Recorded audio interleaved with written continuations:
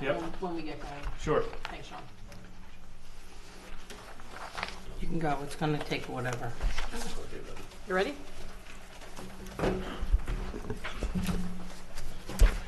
Good evening, everyone. This is the February 20th, 2018 Town of Monroe Planning Board regular meeting. If you would, take a roll call to see if we have a quorum. Anthony? Here. James? Here. Lisa? Here.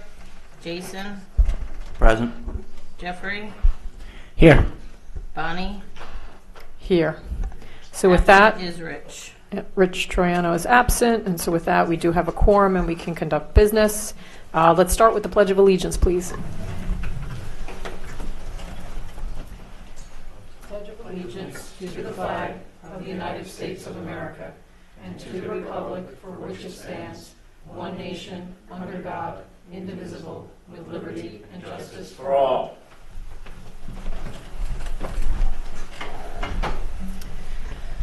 I'd like to point out the fire exits. There are two to the front of me, one over by the kitchen and the other the main door, and then another is located to the rear here on my left side.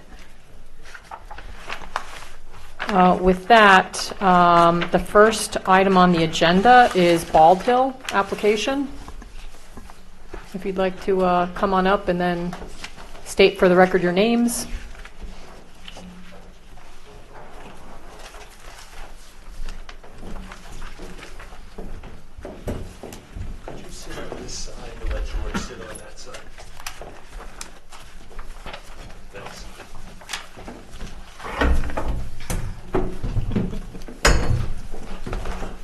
George Lithgow, Jacobitz and Gubitz, the attorney for the applicant.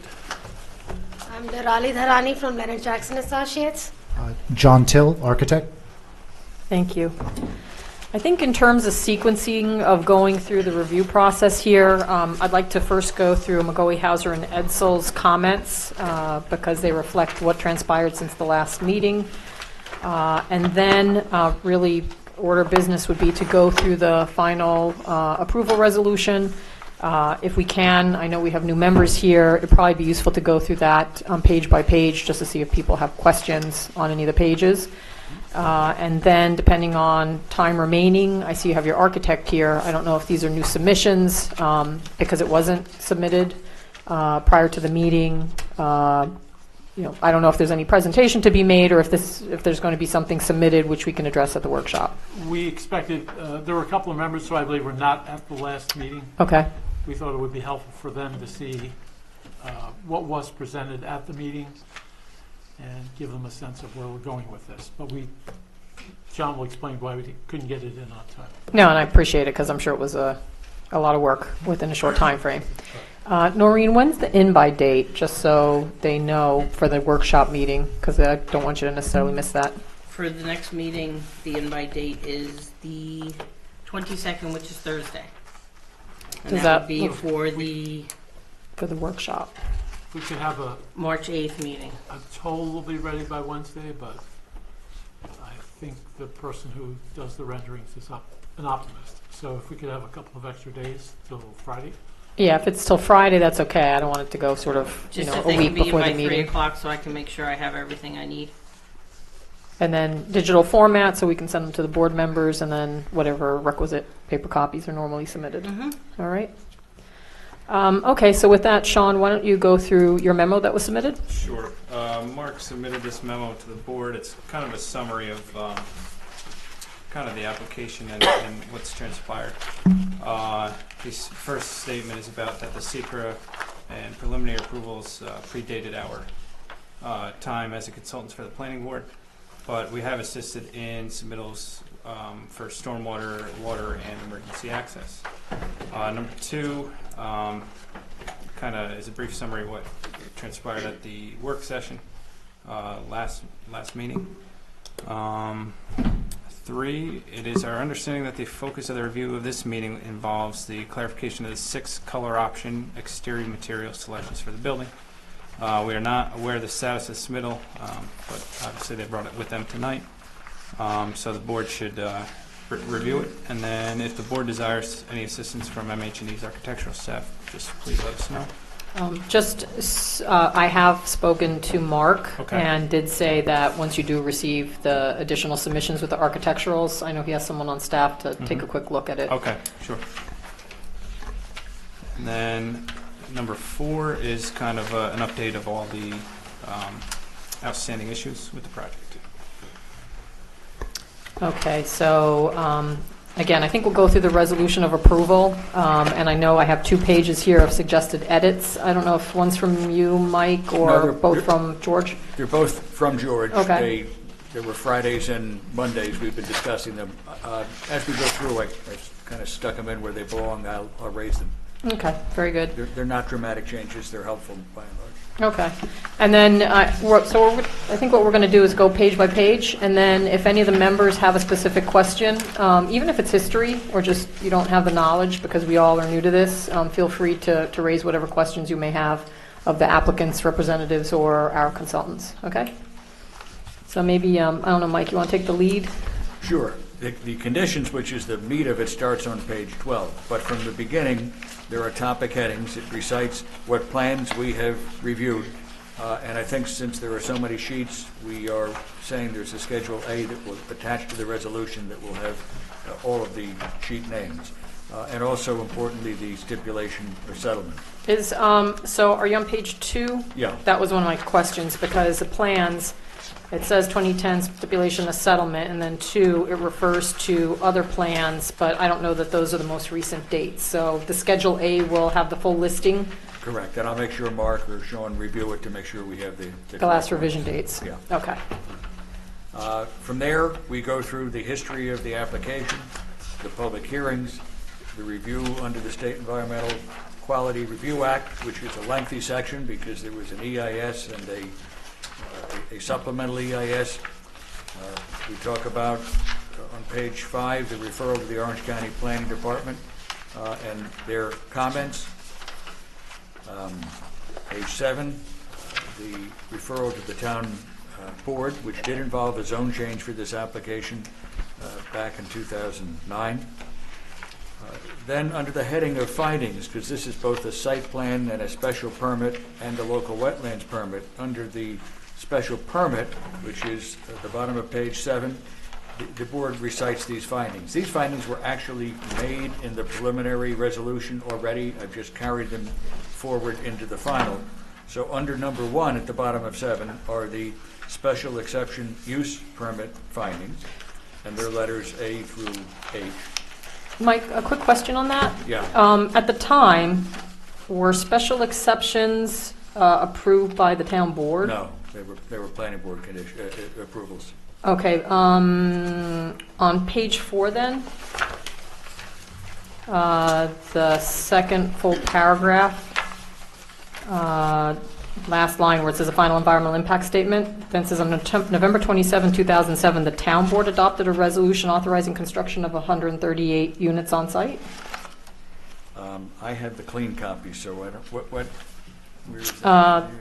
It's, so it's under the seeker section, under determination of Yeah, I think- significance. Yeah, I think what it was is the zone change application itself had a limit on the number of units that was approved. Am I correct, George? The zone change that was done in 2003 did, the applicant agreed to limit to 112.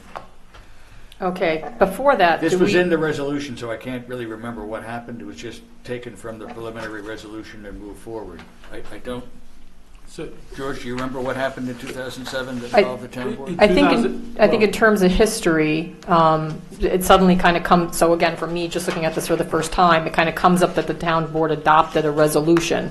But it wasn't evident to me that if there was a zone change, that may be a little, it wasn't a zone change. Okay. What it was, the applicant had agreed to a cap of 112 units in 2003 as part of its petition for a zoning amendment that would allow URM on the property.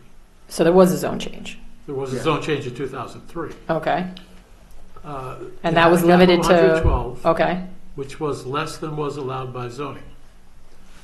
The applicant in 2007, because of difficulties with Larkin Drive, proposed to, well, actually, the applicant proposed to construct a portion of Larkin Drive. Mhm.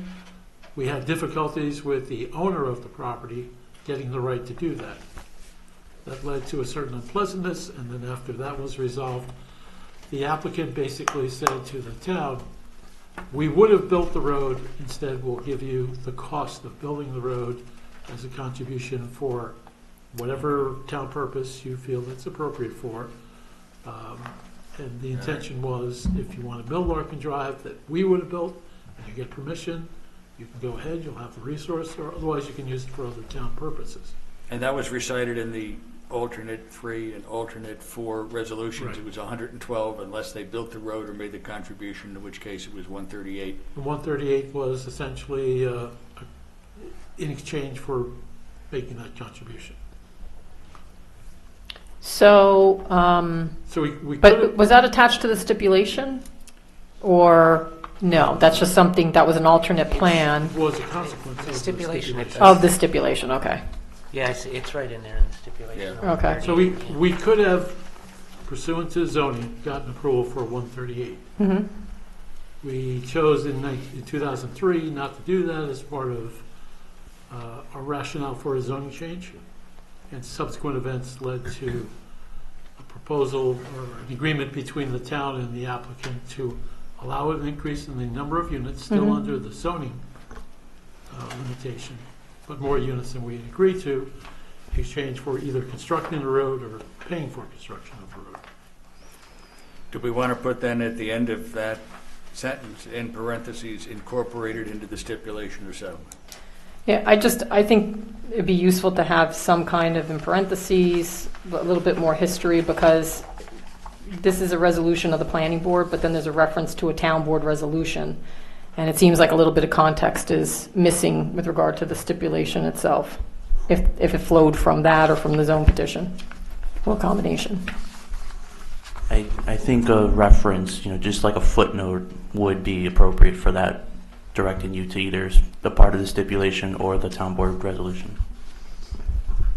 We can attach it to the resolution, too, the stipulation, that it's all set forth there. I think that'd be useful.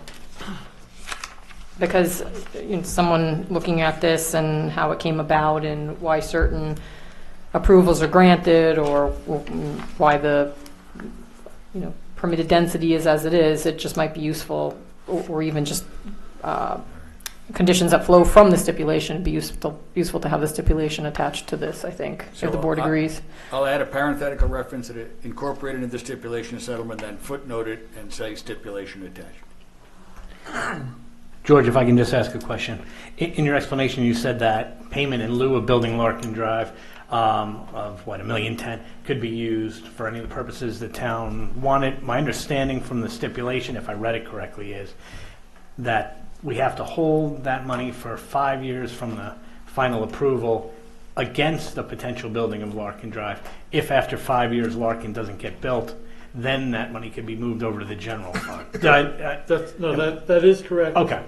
My expectation is you'll be moving it over to the general fund.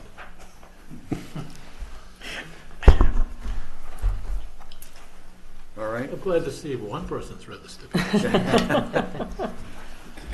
And then on page 9, because there's a multiple dwelling group involved, under section 5720 of the code, certain findings need to be made. They were made at the time of preliminary approval. They're A through K. Now, J and K, I added after our last meeting, I believe, which relates to the findings regarding the architectural elevations and the phasing. Now, for this one, J, George has suggested alternative language, and his reason is this: the purpose of the approval of the architectural treatment was to make sure that there was a cohesive look to the project.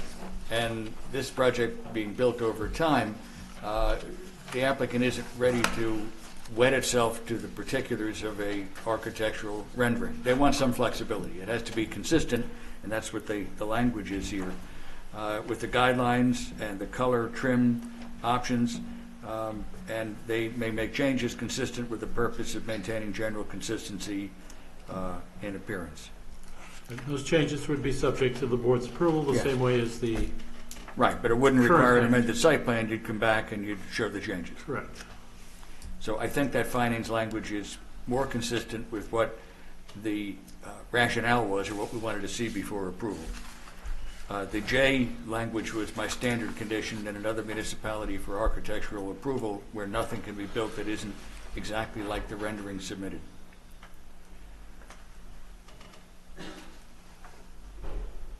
So exactly with the renderings, the italicized, this is for J, Is new language. the new language, George's new language. Correct. It says that structures are allowed to incorporate variations in the architectural treatment of the structure that are consistent with the aforesaid guidelines and color trim options. When you say incorporate variations, those are the variations already set forth in the guidelines? Yes, as I understand it, some of the guidelines are things that we can do to a building Mm-hmm. that are not necessarily shown in the renderings that we presented because it's optional. Is it that they're not shown in the renderings, but they're provided in that list? They're in the guidelines, yes. Okay, so, because when it says variations, but it's still, if it's not shown on the rendering, it's Variations on the theme. for the, It's- but as stated in that In the list? guidelines. So Okay, if, for example, what's an example of something that's in the guidelines that we could conceivably change from building to building? For instance, we'll have some stone facing on the front of the building, facing the main roadway. That might look like we might have a couple of different options of that stone facing in that area. So that would be approved. We might be able to use any of those stone facings on the building based on the neighborhood that we're in. So that would be an example. okay. So our rendering obviously would show one, maybe two options, but there might be 3 or 4 different choices from the palette to work from. Okay, And we'll come back to that again when we get to condition 4 on page 12. This is the findings in that regard. K is a new finding as well, and it relates to the proposal for phasing. And I know Mark has spent time going over the phasing plan, discussing it more early, so I think we're satisfied that the phasing plan is adequate. You heard about it last week. There are 3 phases that outline how the project would be built. okay, sorry, can we go back to J? Yep. So maybe one suggested change, no building permit or certificate of occupancy shall be issued except for structures consistent with these renderings or elevations. Because you have both, right? You have elevations and renderings? Yeah. Yes. Correct. Okay, Correct. so would it make sense? I don't know if we should say or and. Sure. Yes, I'll add that. Thank you. Okay, sorry about that. That's all right.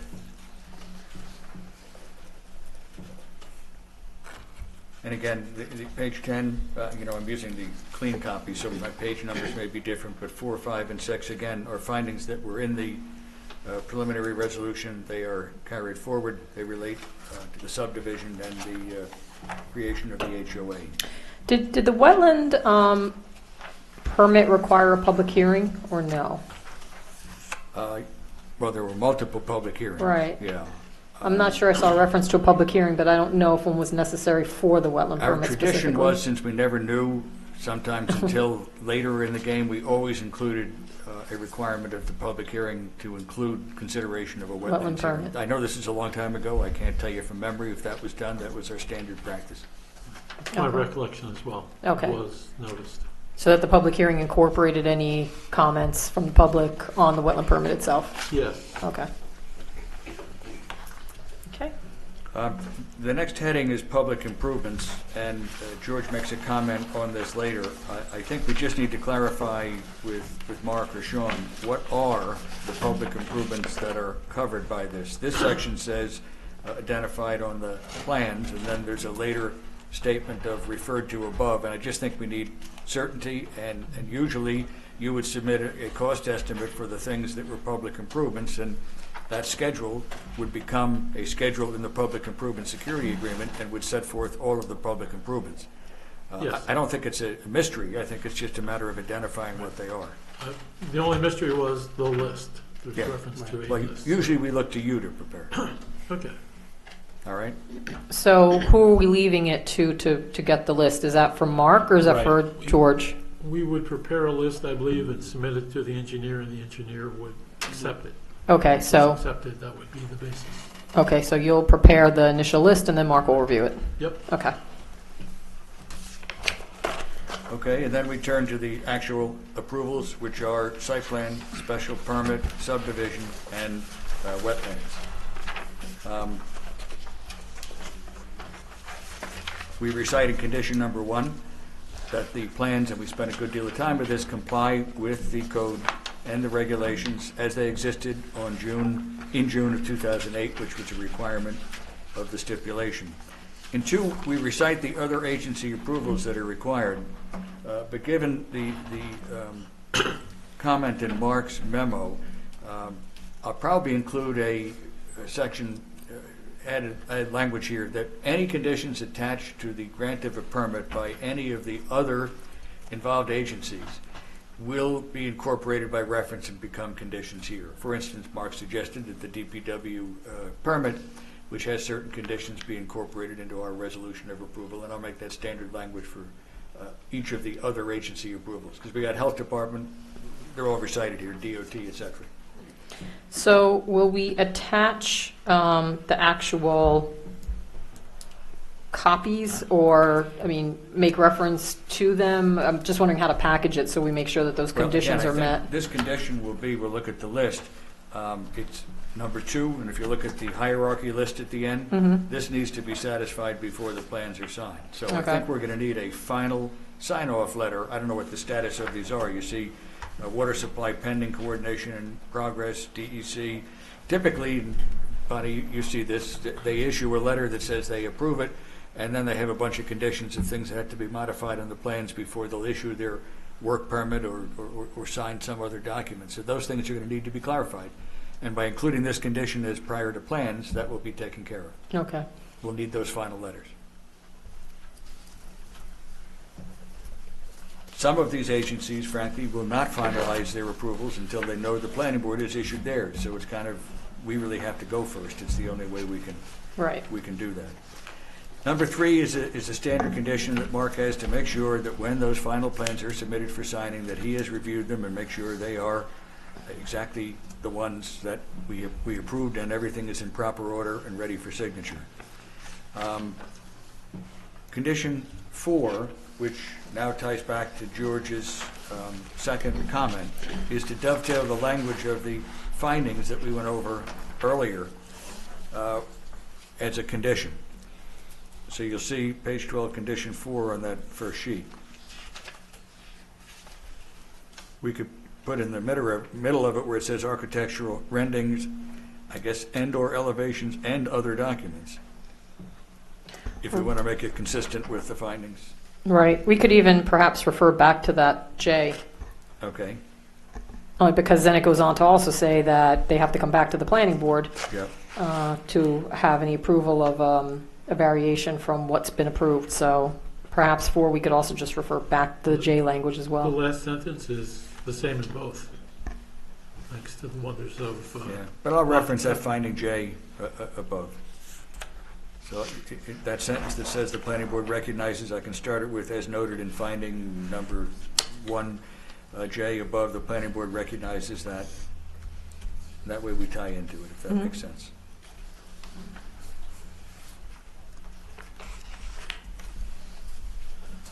So that language will be changed in 4.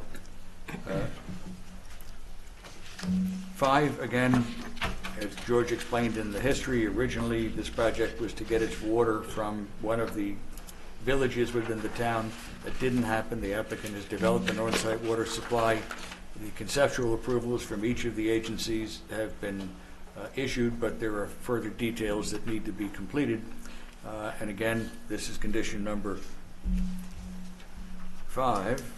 The Water Transportation Corporation's been already formed? Correct. Okay. Yes, and approved by the town board. Okay. Now, George has suggested that this condition be before building permit, not necessarily before plan signing. So right now,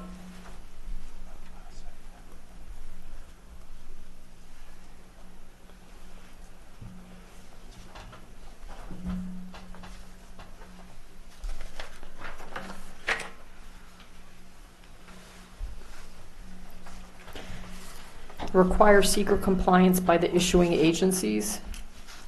Yeah, the DOT They still haven't. They make typically their own ignores secret. determinations, but in theory. Or they adopt the planning board. Oh, right now, this is related to 5, so this is the water supply. Yeah. Yes. So The it's, issue is, does this need to be done before site plan signing or before building permits? In the chart below, which George and I have discussed, and George has provided us with his requested numbering scheme, condition number 5 is one that needs to be satisfied before building permit, not necessarily before plan signing. That would enable the applicant to begin site work and other work, but not any construction of buildings until the water supply issue has all of its approvals from the required agencies.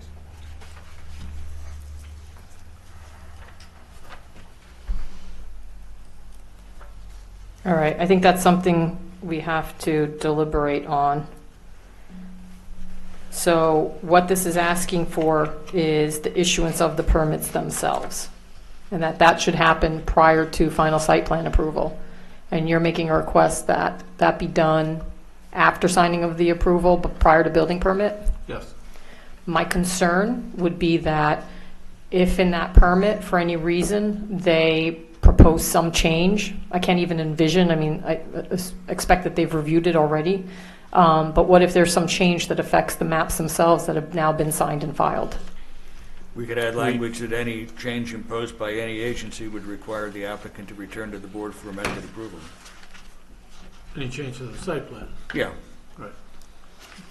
Does it affect the subdivision, the site plan? Which specific documents in particular does it I would affect? think it's only a site plan issue. The subdivision, that really is just creates the 2 industrial, commercial lots up front. There's really So no the impact. plain subdivision plan is the one that was sent that has the lot lines on it?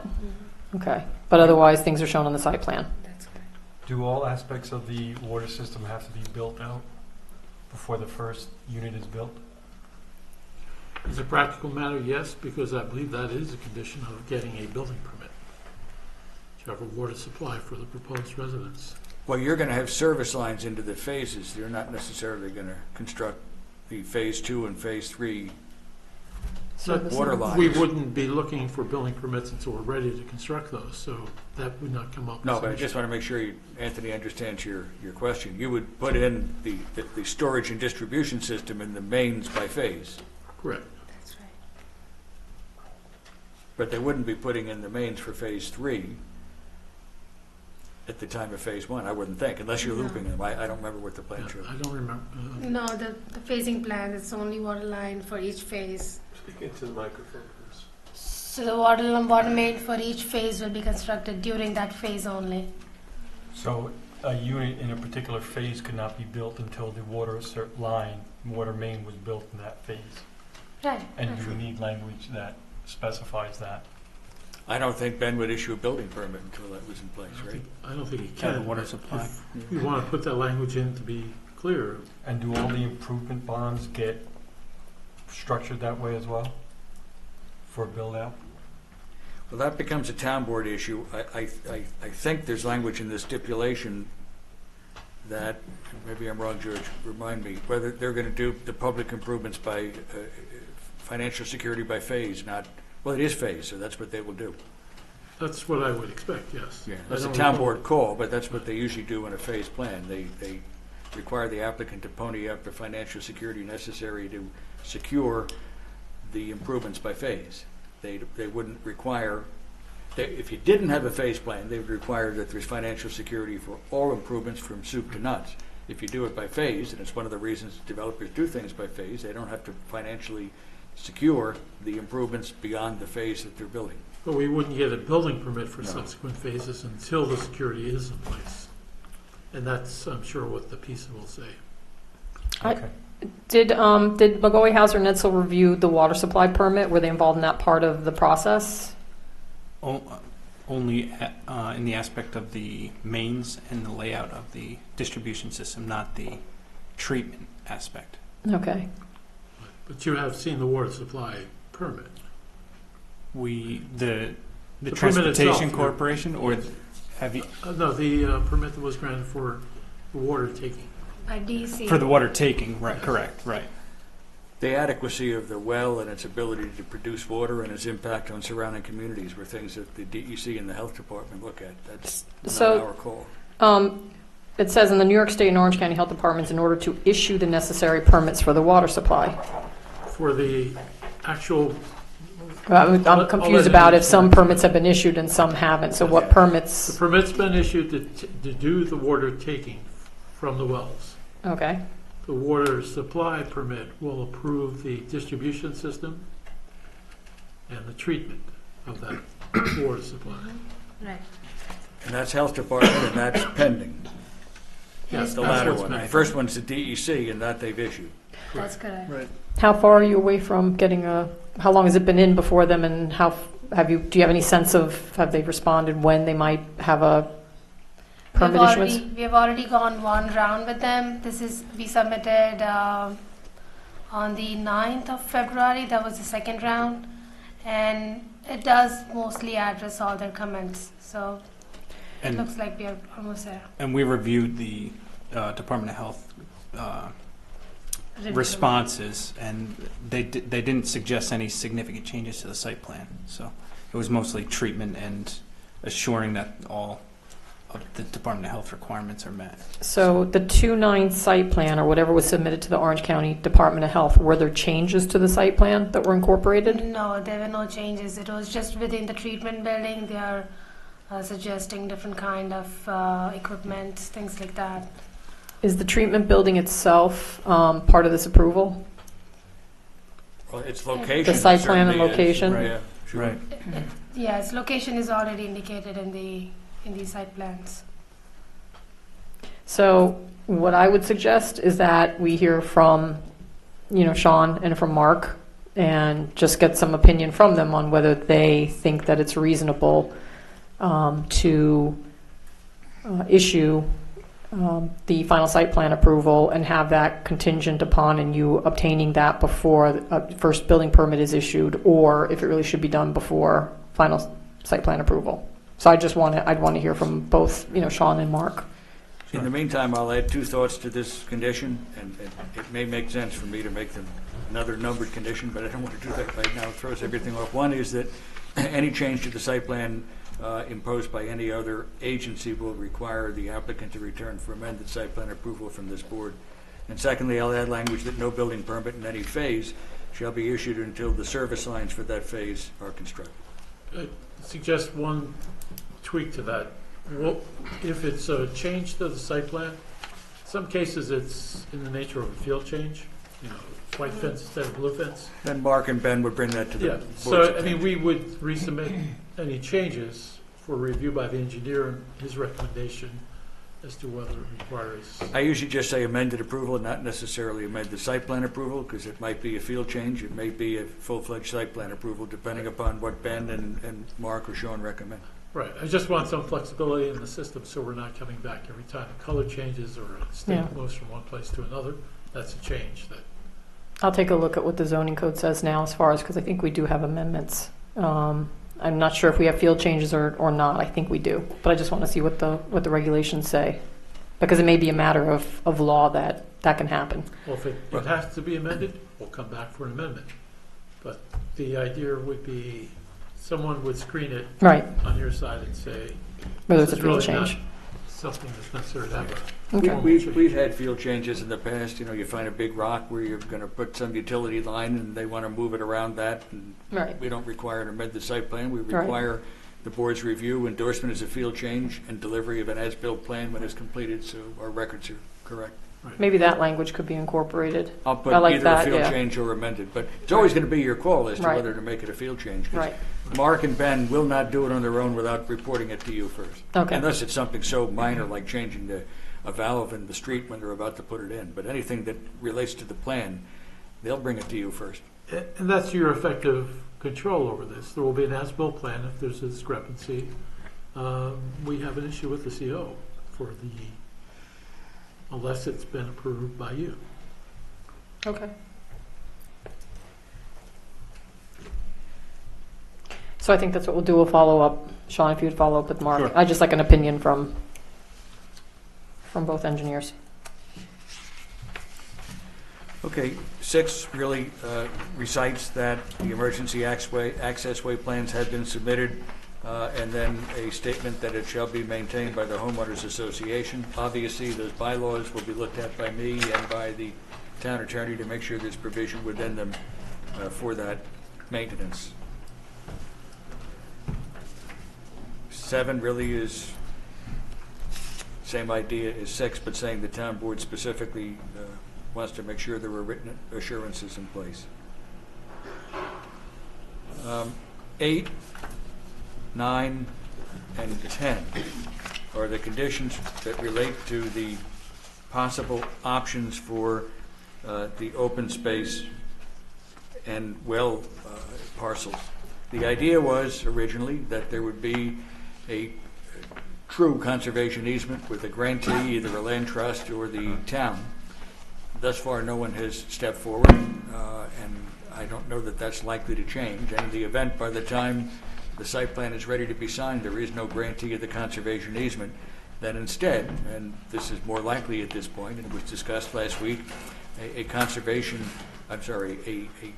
restrictive covenant, a declaration of restrictive covenant will be recorded that will include within it the same terms and provisions that would have been, or limitations that would have been in the conservation easement. It will have specific authorization running to the town for enforcement purposes. It essentially allows the town to do the same thing without actually being the grantee of the easement. George had prepared a draft of that, and I'll look at it and I will send it to Dennis and Brian to make sure they're comfortable with his language. That has to be done before the plans are signed. So, George, he's preparing the covenants, or you put language together? I've given Michael a draft of the restrictive covenant. So couldn't that be shared with Yeah. the board? Sure, I'll get it to you. I'm Yes. sorry, I meant to do that. Thank you.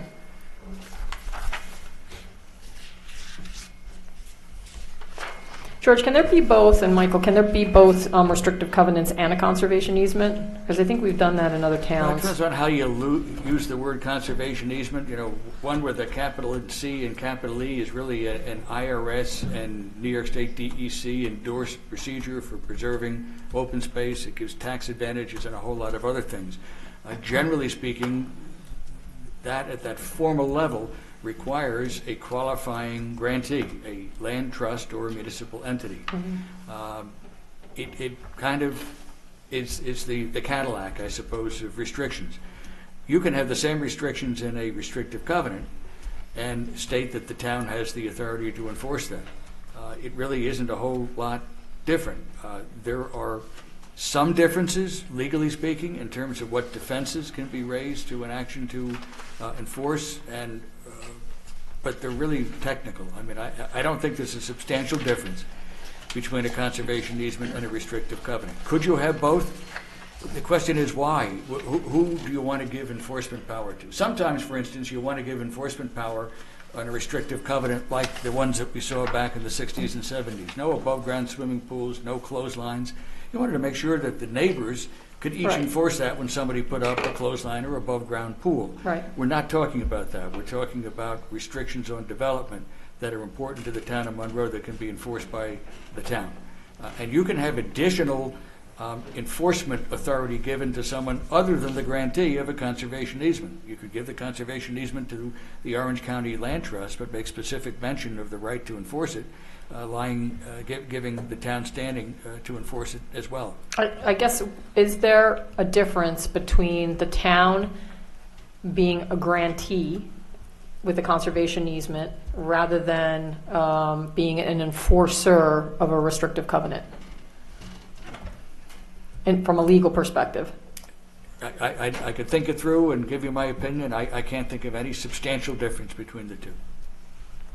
I don't know if one. I think you get a hammer either way as far as the town's ability to enforce, which is the purpose of either document. I guess my only thought is that with a grantee, that's conferring some, I guess, limited type of, I don't want to say ownership, but some kind of, it's it's Well, the rights in that easement versus having enforcement power. I guess that's what I'm just, Which is essentially what the restrictive covenant does. It says there are certain restrictions, and the town can enforce those restrictions. I think what happened is restrictive covenants have existed in the law forever. right, When there was the idea to preserve important restrictions of a public character, the DEC and the IRS formalized it and called it a conservation easement. Such things existed before. I don't know that it's substantially different. As I say, it grants tax status and a whole lot of other things, but in terms of what it accomplishes, I don't think there's any substantial difference. okay. Might you have both? Back to your original question, yeah. If we wanted to give to neighbors the authority to enforce, we may have a restrictive covenant. If we wanted to make sure that the municipality had that, we may have both animals in place. I don't know why you would do it that way, because I think you could say in the conservation easement or the restrictive covenant it was intended to benefit the surrounding property owners, and each of them has the right to enforce it. But I don't see any substantial difference. More importantly, I think, is we can't seem to find a grantee willing to take the status of a grantee under the conservation easement. The town has said no, and I think the Orange County Land Trust is not interested in this type of real estate. Did the town say no recently? Because I did ask the supervisor, and then I don't know that. He told me that they had formally voted on it and said no, but they would Okay. look at it again. But he didn't think Oh, it okay. likely that they were going to change. Okay, They were not inclined to be the grantee of the conservation easement. okay. I'll follow up with that. And then, yes, if you could provide the restrictive covenants to the planning board. And in particular, what I want to see is what is allowed and what's not Yes. allowed. I think that's the most important aspect of that property. George, so I don't have to scan it, will you email it to me? I know you handed it to me in hard copy, but if not, if you forget, I'll I'll do scan it. that But- tomorrow. All right. I'd just like to make sure that I'm clear based on what I've seen since the workshop and looking over the site plan. So what we're suggesting is either way, protecting really all of Lot 5, which includes the two small pieces of the 70-acre property that are in the village. It includes the summit of Bald Hill and kind of the north slope of that. And it wraps around really all of Phase 1 between Phase 1 and the highway, almost all the way down, well, to the water treatment and the wells, but almost all the way down to where you get zoned into the LI zoning. It sort of really wraps the northern part of the property and the western part of the property and protects all that and provides buffer and a prevention for building. Is that correct? We're talking about all of Lot 5. Yes. Did you say within the village or adjoining the village? There's two small parts of Lot 5 In the village, right? that are in the village. I'm trying to think of something that I could say, so he's only 99% accurate. I think you're, No, that'd be cool. I'd be all right. I think you're good. Okay. It's part of the reason why no grantee wants it. It's kind of a difficult piece of land to take for any true, land trust purpose. It's not vast undeveloped acreage that can be used for passive recreation. It's just it's an area of land that we want to restrict development on to protect the neighbors essentially from the effects of this development, and to make sure that it's not going to continue to grow into those areas. If the town were to accept a conservation easement, it's still part of the property owner's property. Yeah. I mean, they remain responsible for it. Yeah. That would just give the town a different kind of enforcement ability there. I'm just wondering what's the onus on the town if they accepted a conservation easement that they might not be willing to do that. Arguably, there's a responsibility in the grantee's part to enforce, not a mere option. Implied, Okay. not Uh-huh. necessarily mandated. I remember going to a conference once in the state of Maine. The Attorney General came and he was talking about conservation easements, and everybody thinks they're so great. Well, he was saying there was a point at which they can't even catalog all the conservation easements they have. And they have no ability to know what happens on that land. And they felt that it was a very uncomfortable position to be in, to be looked to by the public as the enforcer of these restrictions when they know it's absolutely impossible for them to do it. So, but that's more where conservation easements exist, in large open space parcels. So do those lots remain on the tax rolls? Well, yes, but generally, depending upon the level of restriction, they have no value. For instance, over in Woodbury with the Rushmore development that has set aside, I think, 180 acres for rattlesnake snake habitat, the assessor takes the position there's no taxable value to that property. It can't be used for anything. But it's still in the ownership of actually the Nature Conservancy is who owned it. They may have since sold it, but that was taken over by a national land trust. But there was no taxable value to it. This might be different because it has an operating water company on it. With regard to the restrictive covenants, because there are lots that are in the village, even if they're small, the town can still enforce that restrictive covenant because the restrictive covenant was, you made that. Because it gives them that power to do that. Okay. It's a grant, From the ownership to the town. yes. Okay. As part of their restrictive covenants. Right. Okay. All right. Okay, so that was 7, 8, 9, and 10. I don't know that we need to change any of these. They are either or, but if we look at them, they are in before plan signing. So the day will come when the plans are submitted for signature that one of these will invoke itself, and either we're going to sign off on the recording of the restrictive covenant, or a grantee has come forward and there will be a conservation easement. So we'll leave them both there in the event that there's a change of heart by the town board or some land trust to take over that status. Condition 11 is your standard. I'm sorry. Yeah. When does it actually get filed relative to the filing of the map? Usually, our procedure is that I would review the conservation easement or restrictive covenant. In this case, Brian or Dennis would look at it as well, and when we're satisfied with it, we would have George hold the executed copy with the representation that it will be recorded immediately after the map is filed. And generally, George or his title company will do that. Years ago, the town of Monroe actually took those documents and recorded them, and the maps, filed them itself. But that proved to be cumbersome and difficult, and I wouldn't volunteer Noreen to do that. But Nina Kruppen, for many years, actually Really? filed the maps and recorded any restrictive documents that needed to be done. Yeah, I was just wondering of the timing, whether you actually execute them and record them and then the maps are No, 'cause signed. usually and you have filed. to- Title company will you have usually to- They don't bundle want it all to. together. And often the restrictive covenant references the map number, Right. and you can't You get a have to map do number that with until the you file filing. the map. So you Yep. got to go file the map, get the map number, pen in the map number into the restrictive covenant, and then go record the restrictive covenant. Okay. So usually that procedure works.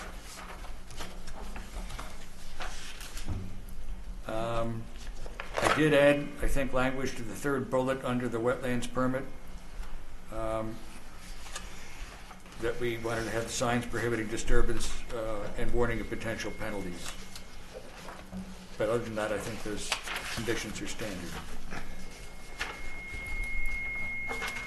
Is Lot 5 will there be markers and monuments placed on it? No intention to do that. Okay. Will it be evident? Usually we want to have it on private property to restrict people that own property from thinking they have the right to do something in the wetlands. I don't know, we usually have a decision on where the wetlands markers are, and they're located in the field by a licensed surveyor. I'm only thinking from the position, Are you talking and I'm about- accustomed Are you to talking about bounding? the conservation, right, the conservation area, sort of the limits of those areas where you can't go beyond or disturb or anything of that nature. It's land that's subject to, I mean, it's the only people who are likely to go there are people that live in the residences on Lot 4. The HOA is capable of controlling that, I think, and there are rules and regulations. Which we have to, or the town attorney reviews, or the planning board Right. and town attorney will review the HOA documentation. They'll put people on notice that's not a active recreation area or whatever. I mean, maybe it should be an active recreation in the sense of walking trails. But certainly, nobody's going to be dropping off their used cars there. Okay.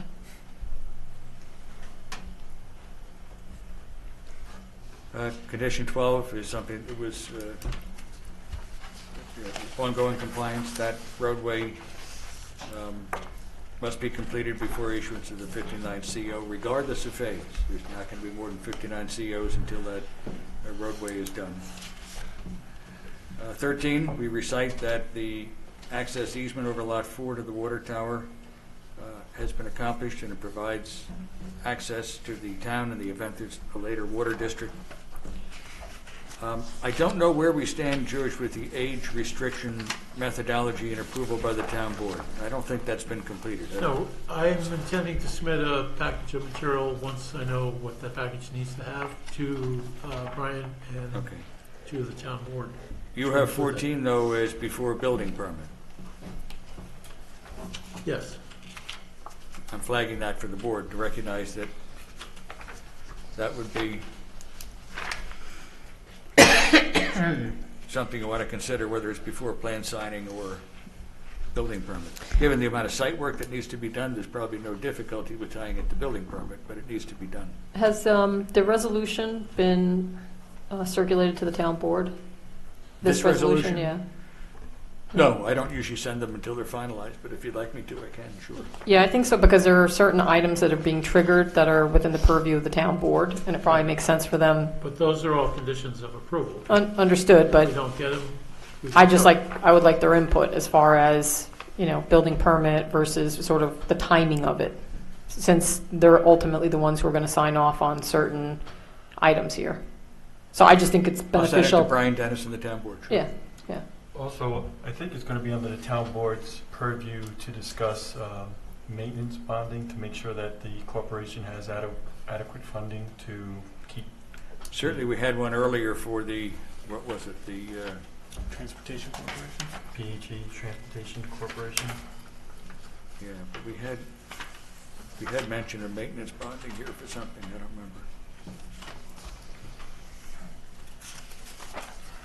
But certainly, the code, I think even as it existed in 2008, has performance, restoration, and maintenance bonding as the various types of financial security. I don't know what they want to do with the private roads. I mean, all those things are town board calls as to whether they want to. Sometimes they don't do much with private roads, but they may want to not issue COs until the top course is done, and if that's not convenient because it's ongoing construction, then bond the top course. But those are all town board calls, things they do, 10, 15 times a year. They decide how they want to handle that as a matter of policy.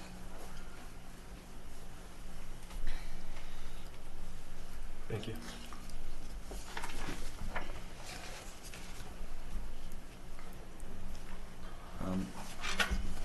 The public improvement language, I think, is one that George mentioned in his other comment memo there. And it just relates to what public improvements, and we, instead of identified above as per the attached schedule, because we're going to have that sheet listing them. George is going to prepare it.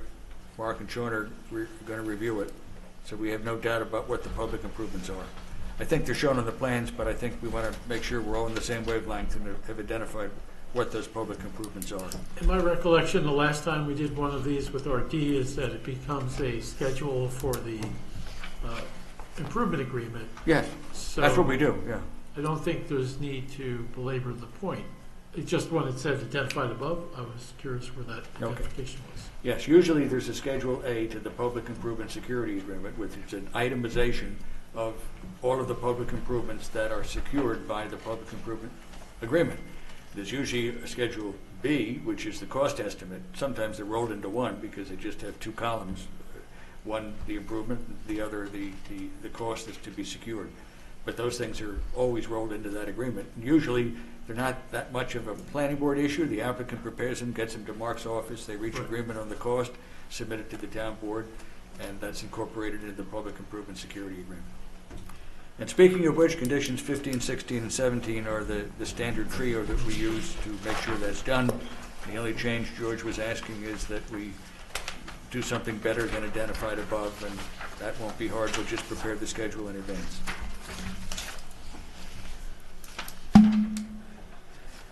18, there's a provision of the vehicle and traffic law that says that on petition of a landowner, a town can be authorized to enforce on what would otherwise be private property violations of the vehicle and traffic law.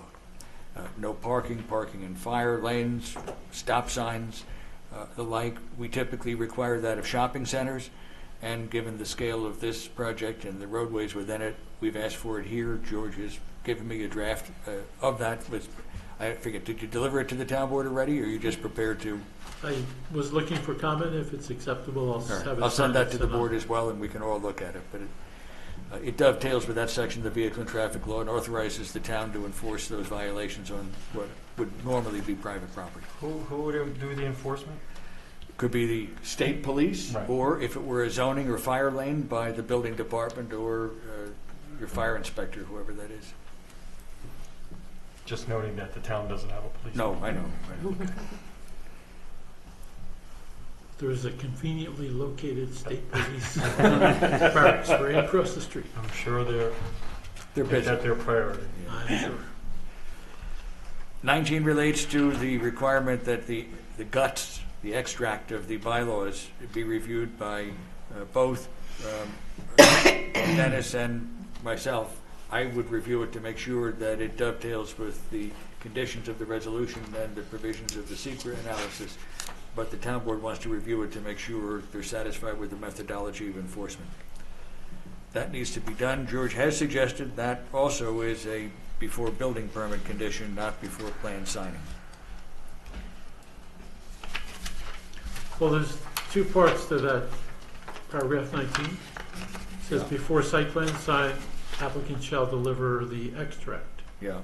Then it says, before a building permit is issued, the applicant shall provide proposed Oh, okay, condominium I'm sorry. bylaws. Then that does make sense, yeah. Okay, there's two pieces. The HOA guts can be looked at now, but the offering plan is something that is going to have to be done, and that's going to, if the full HOA bylaws that would be part of that offering plan will have to be delivered before the building permit. But the extract, so we know what is going to be in it, needs to be done before plan signing. So I think it's done appropriately. The extract will have, well, the bylaws will have to be consistent with the extract Yes. to satisfy the requirement for building permits.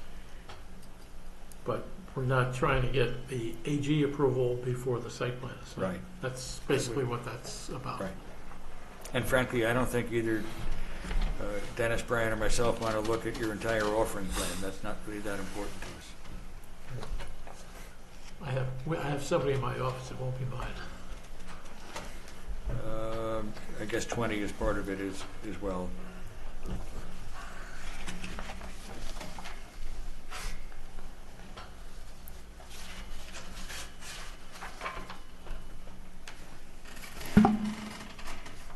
'21, and Mark makes mention of this, and Sean mentioned it as well, the dedication documents. 20 is dealing with the HOA documents? Yeah, I don't know why it's broken into two. Yeah, I think it because it flows from 19. Otherwise, it's not clear what the documents are. Okay, I'll just make it one condition. Since we picked up one earlier, we'll be back to normal.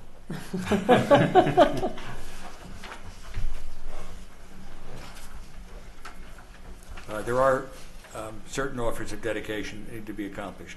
I guess those are the roadways that lead into, remember from last meeting's discussion, the town roads that lead up to where the cul-de-sac moves over toward the Larkin Drive continuation. Those need to be done, and 21 is a before plan signing condition. This says for 21, in duplicate executed and acknowledged by the owner of the property affected. Is that different than the applicant? Only the owner can make the offer of dedication. I forget who. The owner right now, Dubja Inc. is the owner and Are- also the applicant. Same. Okay. I think in the nature of the application, in the beginning, we should probably just, I know in other resolutions, we'll say if it's not stated somewhere who the applicant and the owner is. We have called this Dubja Realty Bald Hill. Are you saying the actual owner is Dubja Inc.? Sorry, it's Dubja Realty Inc. Inc. So I'll add the Inc. because that's who it's been all along. It just didn't have Inc. in it. So that's the owner and applicant. I assume we have, Jubja Realty, Inc. Correct. Okay. I assume we have the usual owner's affidavit stuff on file? We do. Okay.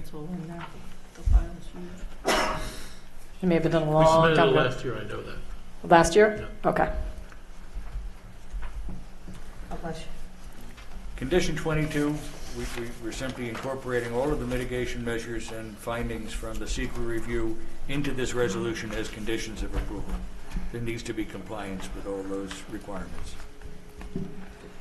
Is that, so we had a heading called Public Improvements, and this is kind of flowing from that. Are these all related to public improvements, or is that more general? No, I think it's in general. Everything that was a mitigation measure intended to address a potential environmental impact is being made a condition of approval.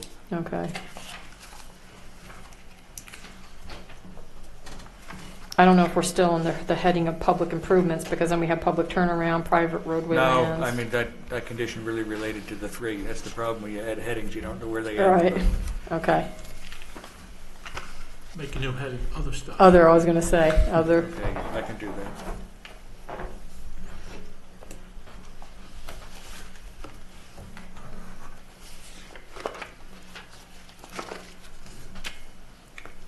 I think 23 has been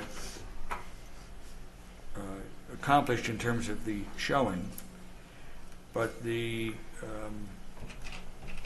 that part of it which says that the temporary cul-de-sac needs to be included in the HOA documents, I think that's the reason why it stays.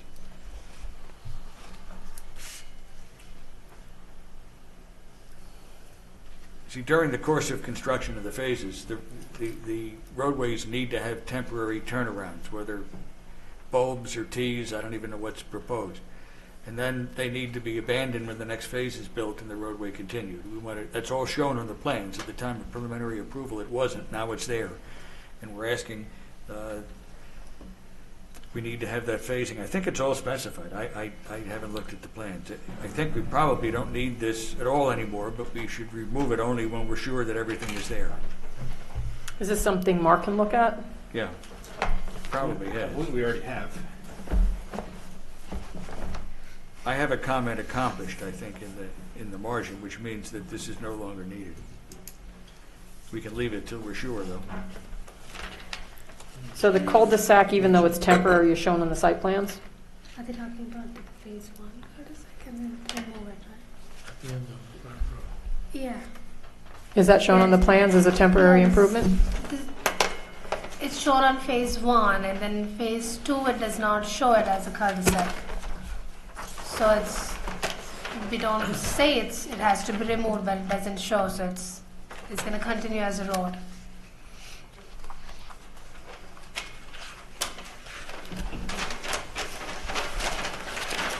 You want to leave this or to make sure Mark and Sean have a chance to look at it and make sure we'll leave the condition here for now? We can leave it there. It is a condition. It Yeah. may be on the plan, or it is on the plan currently. There is a bulb shown at the end of phase one. Right. Right. So, I mean, typically, the way this would work is if Mark looks at this condition and thinks there should be a note saying remove the wings at the end of phase one when installing the road through on phase two, we can add those kind of notes to the plan.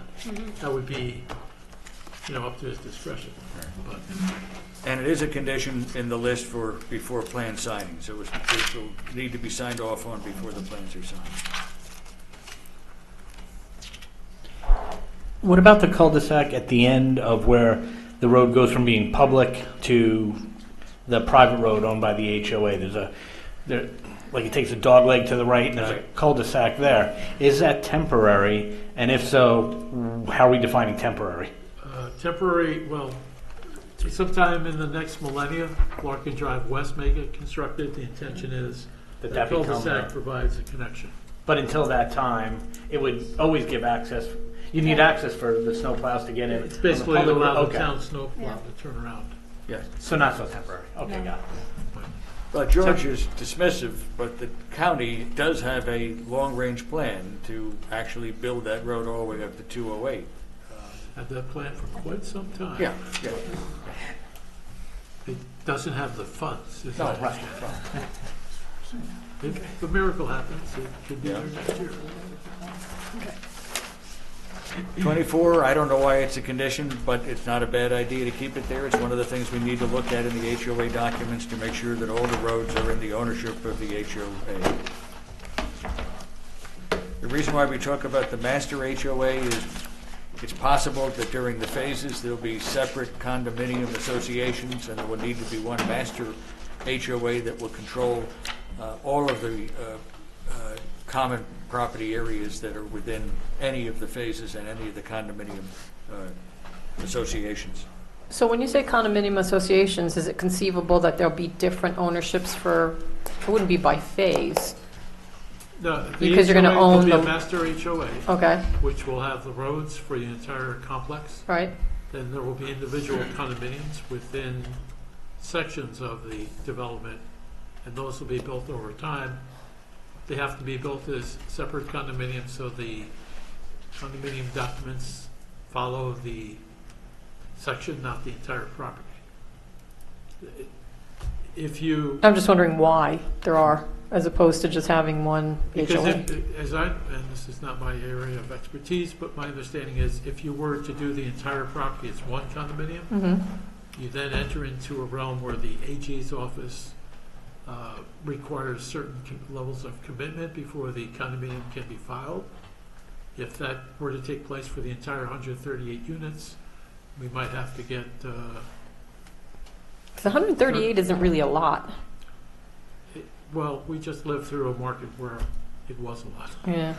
You know, I just think of It gives us typical flexibility. If we could, condo and It townhouses. seems like the position the AG is taking, because all projects, all residential projects now are having a master HOA and individual smaller condominium. condominium associations. What we're noting here is the importance of having the roadways and the master HOA. We don't care if the individual condominium associations own and control the grass when you look out your window for each condominium, but we don't want each of them to have a section of the road and then have improper maintenance or and then have one of those condominium battles. yeah, so I think it's a fairly common way that these developments are occurring now. 29 requires road name approval. There was also a comment about needing to send the plans to the town historian, and that was done several years ago. So the town board, George will need to bring it to their attention, but they'll have to do it. 26 and 27 relate to retaining walls and bridge construction details. George has made a comment, and he'd like to add the language, and I think this is consistent with Mark's recommendation, and that is before building permits are issued, detailed designs for the retaining walls would be provided, and the design reports and plans for the bridge construction. But the, going back to 25, the approval is, this approval is conditioned upon the town board approving the names of the roadways in this project. Yeah. When does it have to be done by? 25 should be on the list of before plans are signed, but I don't see it there, so I'll add it. It's not included at all.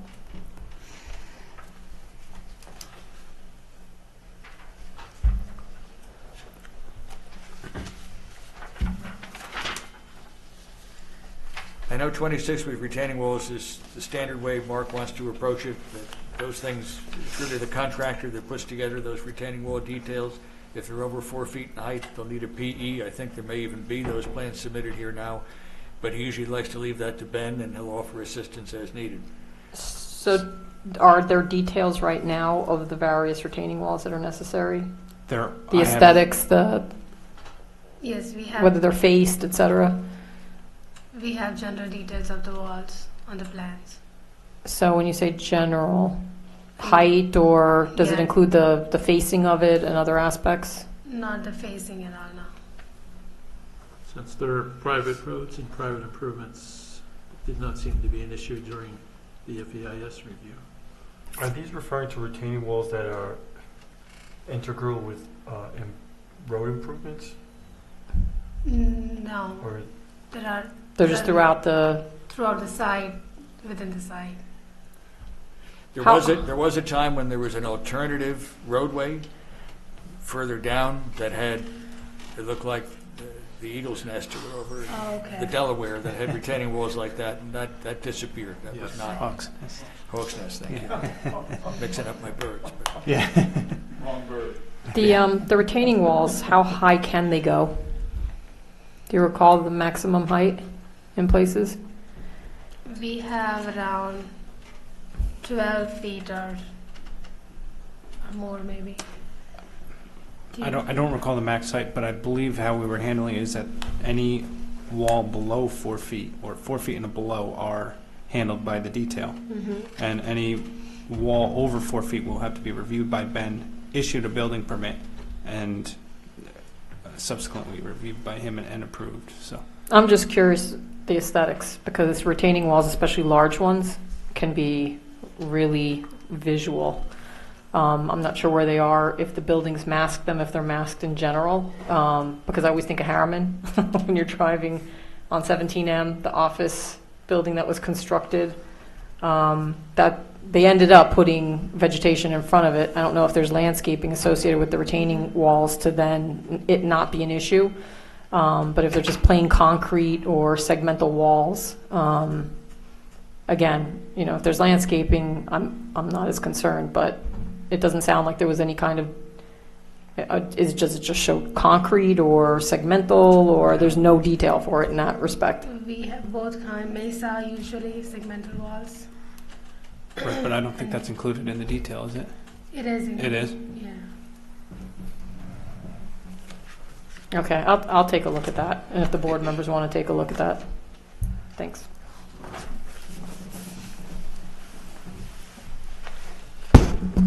George wanted the same suggestion for 27, which relates to the bridge construction details, that will be handled at the time of building permit review.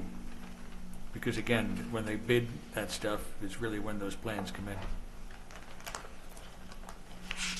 I don't know that Mark spoke specifically about that part of it, but I know he was on board with the approach for the retaining walls.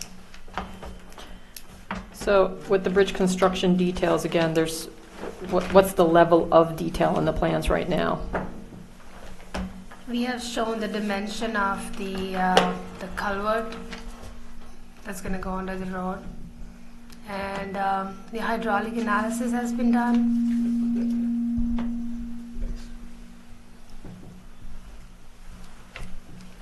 But things like, is there any kind of security alongside the bridge? Is, you know, what kind of guardrails? Does anything in detail at all? We do not have that detail now. Those are the sort of things I believe would be taken care of during building permit review of the actual proposed construction plan. So, and again, we're in the realm of stipulations of settlement and agreement. Yes. So I know there's certain things that have already been determined and what's allowed. But, you know, my experience with some communities is that some of this is done now, not at building permit stage. That, you know, depending on what it is, the engineer reviews it on behalf of the planning board, and there's more detail provided. So, you know, than just simply saying there'll be a bridge detail and designs, you know, and the building building inspector will review it. There's been a bridge proposed in that location for 15 years. Yep. It's been reviewed by at least 2 highway superintendents. Yep. It was the subject of general review by the planning board. Yep. I think the absence of any specific finding relating to that is more or less, you know, I mean, we have to do what Right. is necessary for the design to be safe, be acceptable to the town, because it will be accepted by the town.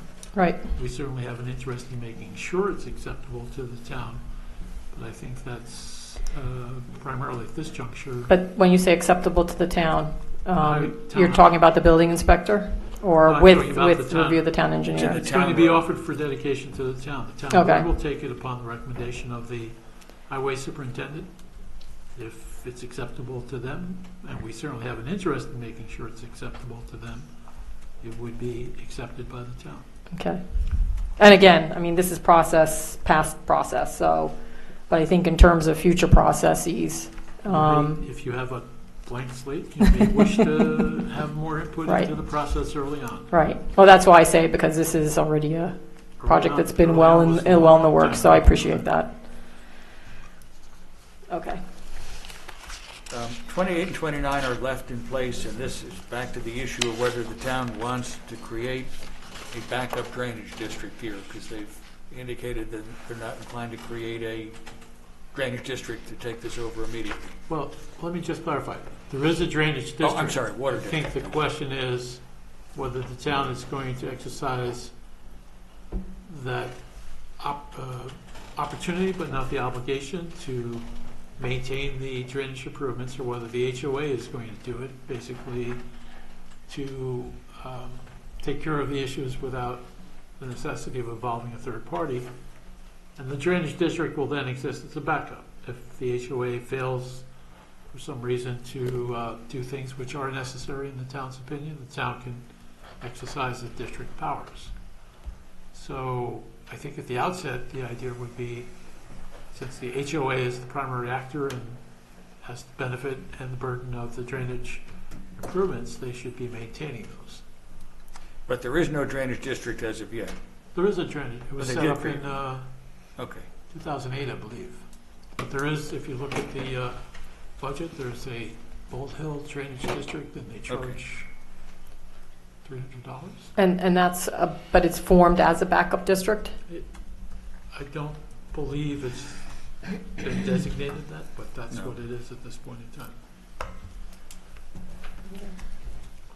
I don't know what the current town board's thinking is, but with the MS4 community that you are, I think the town may want to be an active drainage district entity here. I don't know. But anyway, it's in place, and it's up to the town board. The how town they board make has the opportunity. it.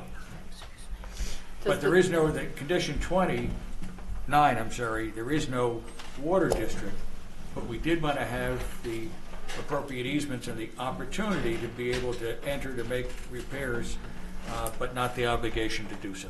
Okay. So it sounds like the drainage district's formed already, Yes, and it's on the that's books, so, afterwards, yeah. It's on the books. okay.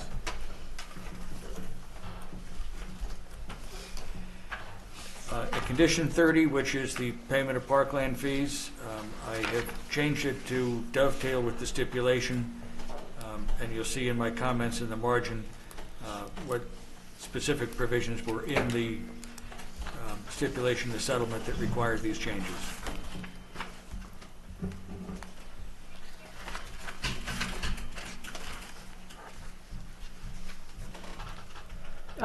Mike, maybe you can explain to the board what Bayswater is? Oh, okay. There's a provision of the town law in New York that allows the only impact fee that New York recognizes.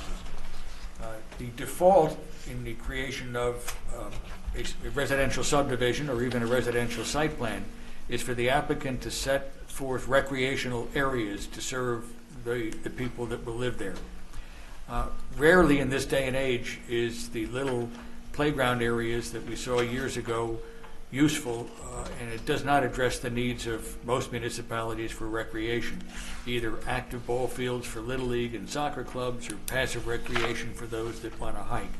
So the exception that has become the rule is that if the planning board makes a finding, that finding is that suitable recreational space cannot be located on site, it can then require the payment of a fee in lieu of locating recreational space on the project. That finding was made at the time of the preliminary approval. The amount of the fee is up to the town board, either by a regulatory policy where they have a schedule of what the fee is per unit or per lot, or by an ad hoc determination by the town board. In this case, the stipulation of settlement took care of that and said that Dubja will pay money in lieu of dedicating parkland for each unit in the Bold Hill development at the rate in effect on September 30th, 2009. There was a schedule. I think it was subject to a case that went up to the New York Court of Appeals as to whether that amount, and I forget whether at that time it was $2,500 or $3,500 per lot. I don't know, but it's knowable. And the second has to do with when it's to be paid. And the stipulation says the parties agree that 25% of the total recreation fee will be paid at the time the final site plan is signed, and the balance would be paid in 3 equal installments of 25% each at 6-month intervals from that date, so that the entire amount will be paid to the town within 2 years. Our normal condition would be that all of the recreation fees be paid before plan signing. It has not been unusual for the town to enter into agreements on either a lot-by-lot basis or a phase-by-phase basis, and here they entered into agreement to have that payment in 4 installments. It's usually a large amount of money, and the town doesn't always have the need on the first day. It doesn't start to recognize the need to create additional recreational space till there's people living there, but it's nice to get ahead of the game and purchase land for ball fields or whatever else is done. But that's the town board call, and we wanted to make sure this resolution was consistent with the stipulation. It's your authority to make the finding. It's the town board's responsibility to attach the amount of a fee to that finding. But this now reads just like the stipulation. Can we put after Bayswater findings and parens something like recreational fee in lieu of land? Yeah. And under paragraph 30, it refers to pursuant to the subdivision regulations of the town of Monroe and section 277.4 of the town law. Is that the subdivision recreation fees or the site plan recreation fees? Because I think I better check, because you're right. I think under either. Could be 276, I'll look. Right, so maybe we should even state both, because it could be Okay. required under both. Fine, I'll do that.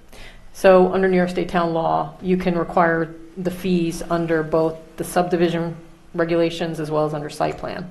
So But you can't do it both. both, right? You can't double it.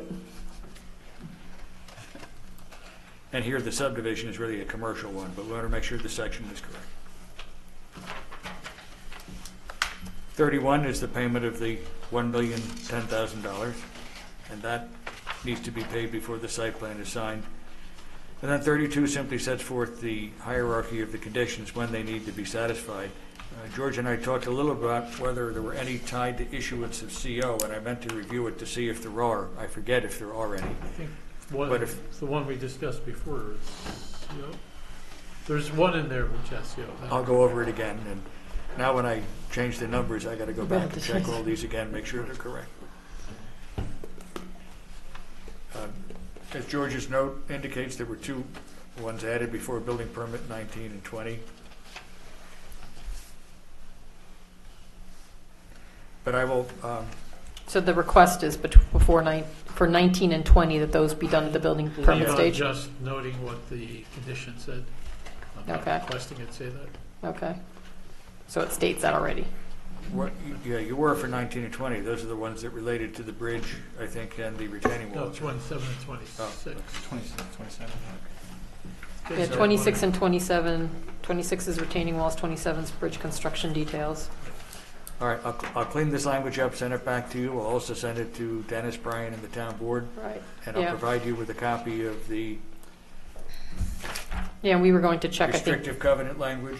right, because we wanted their input also on certain items as far as the timing. So, on that point,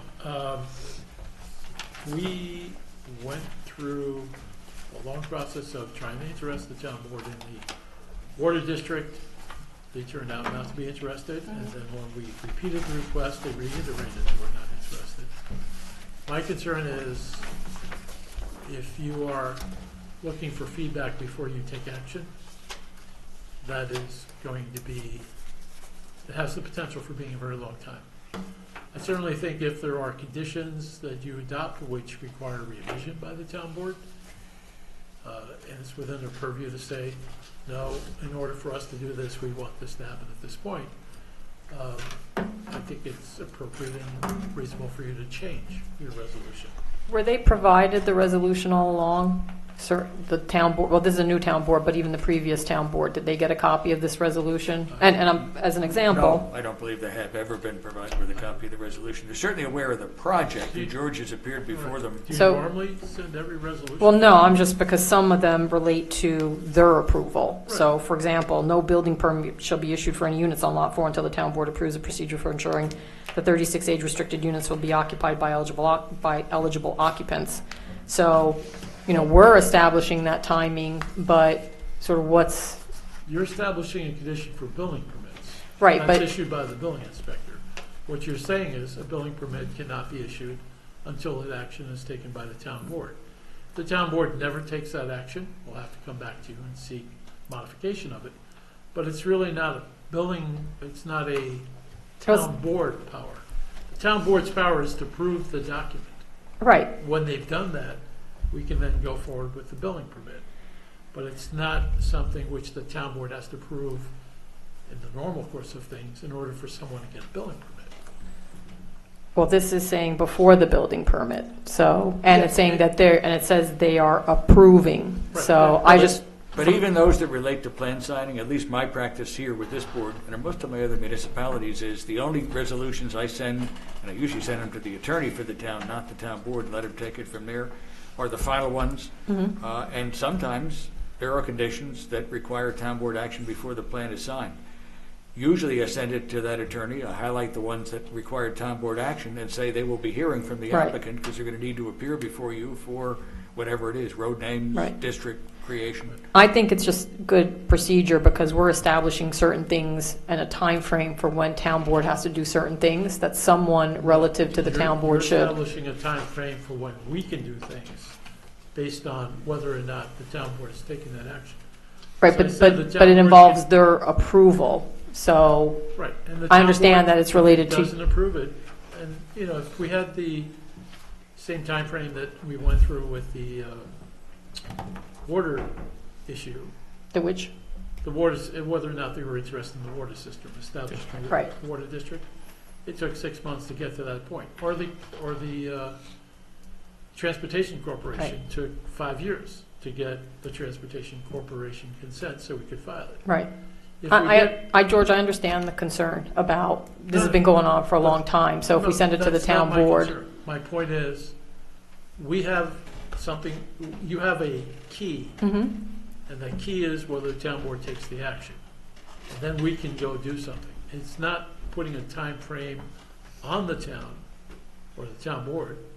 It's saying, when that happens, then you can do what you want to do, which we have, we know that, we have to deal with it. If it takes an undue amount of time for something to get accomplished, if the town board takes 5 years to do the road names, we will be back to you to say, you established a condition, we attempted to do it, we've acted in good faith, and so on and so forth, and we'll detail the efforts. And you will hopefully say, well, if the town board didn't take road names, you can proceed forward. I mean, it's not likely to be an issue. Right, and I understand, but there's, again, we're establishing timing. So timing here versus timing over here. And I just like, again, if there's, Be helpful for the town board and Dennis and Brian to know that these things are coming. You'll send them a copy of the resolution. and again, I'm not trying to, George, I'm not trying to. to, trying to delay it or wait 6 months for them to read all of this. It's My just, I think that because they are involved in some aspect of approval and thresholds are established for timeframes, I think it's useful to send it to them. I have no objection to sending it. It's what you do. If it's a condition for you to move forward with the resolution, I think it's difficult for us to accept that. And well, at this point, it's a courtesy. If they have comments, and we get to them. Believe me, I have no objection if you send it to them. Mm-hmm. That's not my point. The point is, if you are not going to act upon the resolution until you get an answer, that's my. No, concern. that's what I'm saying. I appreciate that that's been an ongoing situation for you. So I understand that aspect of it, that, we want to do this timely because this has been going on for a while. But we're also dealing with a new town board. And as Mike said, as a courtesy, I think it'd be useful to send it to the attorneys. As a courtesy, I'll send it. Well, Coordination and sharing of information is good. yeah, It's just waiting until you get an answer that can be problematic. I appreciate that. So, Thanks. Thank you. Okay, that's that. You wanted to hear from the architect. again, John Till is, John Till, the architect, and so we're recapping our presentation from the last workshop, and to continue on with that, we will be presenting further documentation at the next meeting. But for those that were not here, we're happy to go through the presentation that we did, or recap the presentation from the last meeting to bring us up to speed, and identify the items that we will be bringing to the next meeting to recap that as well. If you don't mind, I can pass out. And so to confirm, these are the same as what These are the was? same, Right. yeah. Okay. So I These are the think same. Mr. Vaccaro didn't get it. Were you also? It was just Anthony that wasn't here Yeah, I last think- week, but I think I left it in his packet anyway. We've got plenty of copies. Thank you. I think I saved a copy and stuck one in his, but grab a second one for his bag. John, can you just put one on that folder as well, so I can give it to Rich next week? Thank you. He has last week's. I think at the end of the presentation, and after the board, if they have any more questions, if there's anything else that you want to ask of the board, or our consultants want to ask of the board, or board members want to ask, just again, before we wrap up.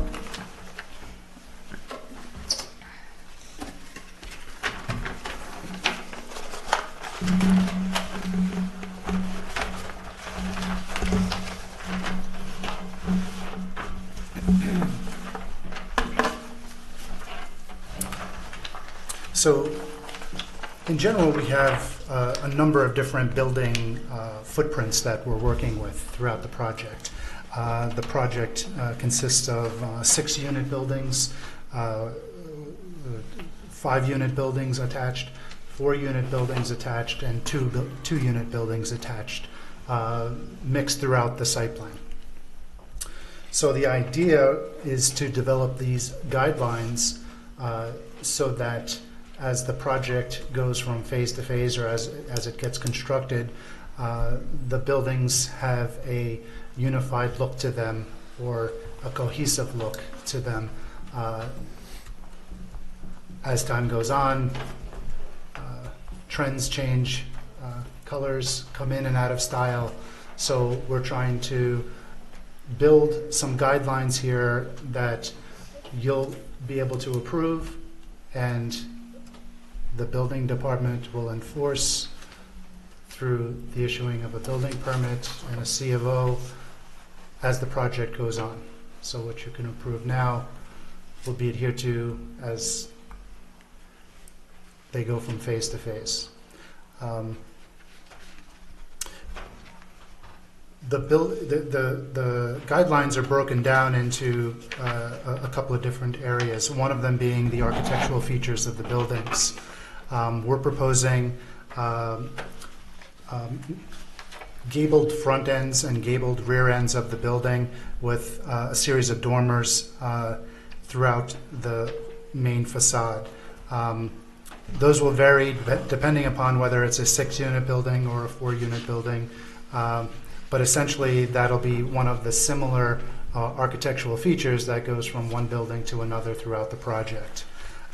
We've also introducing a stone veneer base to the building, vinyl clapboard siding on the main portion of the building, and either a shake style siding in the gables, or a batten type of siding. And essentially, these are the architectural elements that'll be present on the buildings and tie the buildings together architecturally from one building to another, from one phase to another. If I could just add, I believe there's a requirement that we have to have the same treatment on all 4 sides of the building. Well, there's different, yes. So we would be proposing similar architectural features at the roof level to the front of the building as well as the rear of the building. In certain buildings, you'll have a garage in the front and not a garage in the back, so that wouldn't apply at that point. But a similar architectural feel around the building. Is that stated somewhere? George, what you just said? Yeah. Yes, and this can be, we can edit this as well. Okay. It's not finalized here. The building,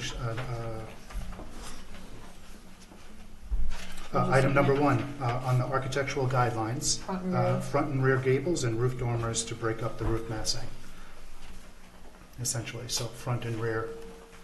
Oh, I thought you were talking about the siding and everything should be the same around the, I think it's the same. I thought it was in the guidelines myself, but I believe, not just the massing, but also. That can be- sanctuary. That can be expanded on. so I For think sure, one of the absolutely. concerns we heard at the last meeting was, would there be stone in the back if there was exposed, foundation was exposed? Right. And I believe that is what we are proposing. So exposed foundations will either be sided or be treated with some kind of stone facade or veneered stone? Veneered, yeah.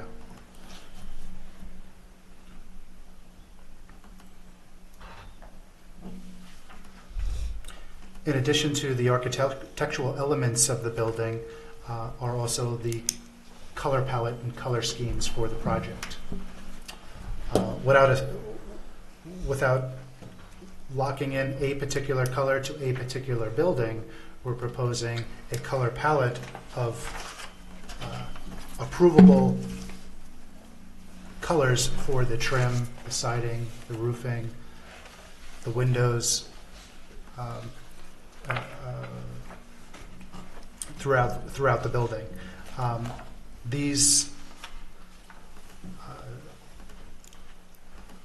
These colors will be approved by the board. Once approved by the board, will also need to be adhered to at the building department level at the time of building department issuance of a building permit. So for instance, if as we submit plans to Ben for a building permit, we would have to select a color option at that point, but that color option would have been approved by the board at this point. So that's what we're proposing here. Based on our comments from our last meeting, we're looking at bringing in some more earth tone colors and unifying roof colors. And part of our presentation that we're in the process of working on will be to provide similar renderings of these color options on an individual rendering. So we'll be having a total of 6 renderings showing those options.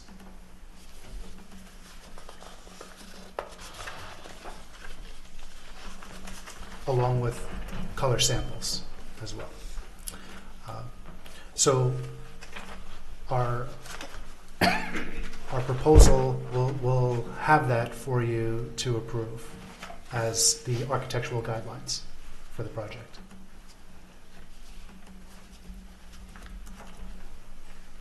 Why, just curious, color option C, it has siding upgrades, whereas others don't.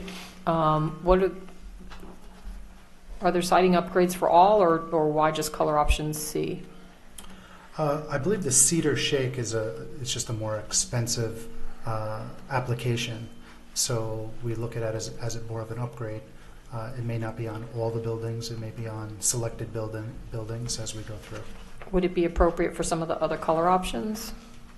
Or Well, it could be if we're proposing it in that color group, Mhm. we wouldn't have it in another color group. Okay, Only if it accents it properly. okay. Is the intent here to hone in on one particular color option for the entire project in all phases? No. Or is this up to a few of these or all of these, and it's at the discretion of the builder at the time of building a phase? So the idea, one, to give the flexibility as we go through the project so that all the buildings aren't the same color. But the guidelines, from my understanding, is that they're developed so that there is a sense of what the colors will be as you go through the build-out of the project. So born from the idea that, well, if another builder steps in here 5-6 years from now, that the colors aren't changed to something else that wasn't approved. So it's to give a guideline throughout the project, not necessarily assigning a particular color to a particular building.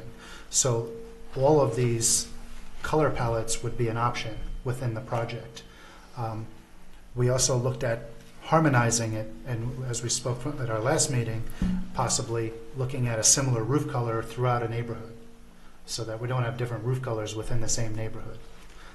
But we would have different siding colors that work with each other within a certain neighborhood. So that's the idea of having the color palettes to work So with. all of these options, 6 options, are on the table at for this construction? Correct. On a per building basis. Or one building? I think, Right, I right. think that's the On a- question. So could you, in theory, have 6 buildings that are all grouped together and each one has a different color within these color options? With our discretion based on the color palette. For instance, option A, B, and C might work well together throughout the neighborhood, but option D and F may not. So it would be up to us to pick the color palette for that particular neighborhood as we go through it. But the building would have one scheme. The building would have one scheme, correct. And in this So- picture here, is that 4 units? The The center, top one.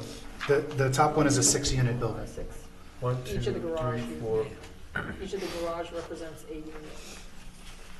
So, This But you have 4 front doors. sure, so in, No, in- the other 2 are on the They're side. sides. On the side, And then yes. it's 4, and this shows, see the little dotted lines show where the, I see, thank you. you're welcome. And then who decides if you get a double wide garage door or 2 singles? I think these are 1 single and 1 garage door, and the end units might be a little bit fancier. No, Have but the double garage door has it.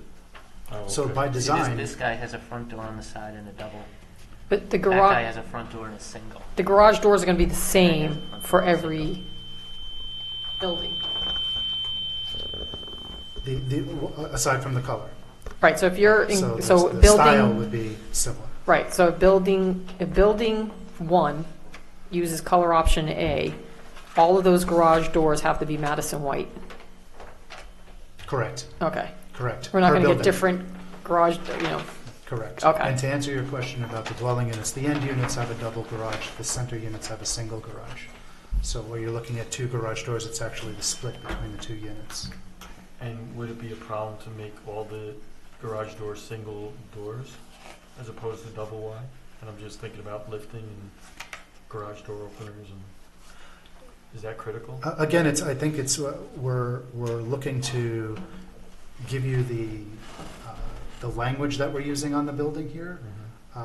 We don't know exactly what garage, whether it's a single or a double door, until we're further along in the design process and the building department process.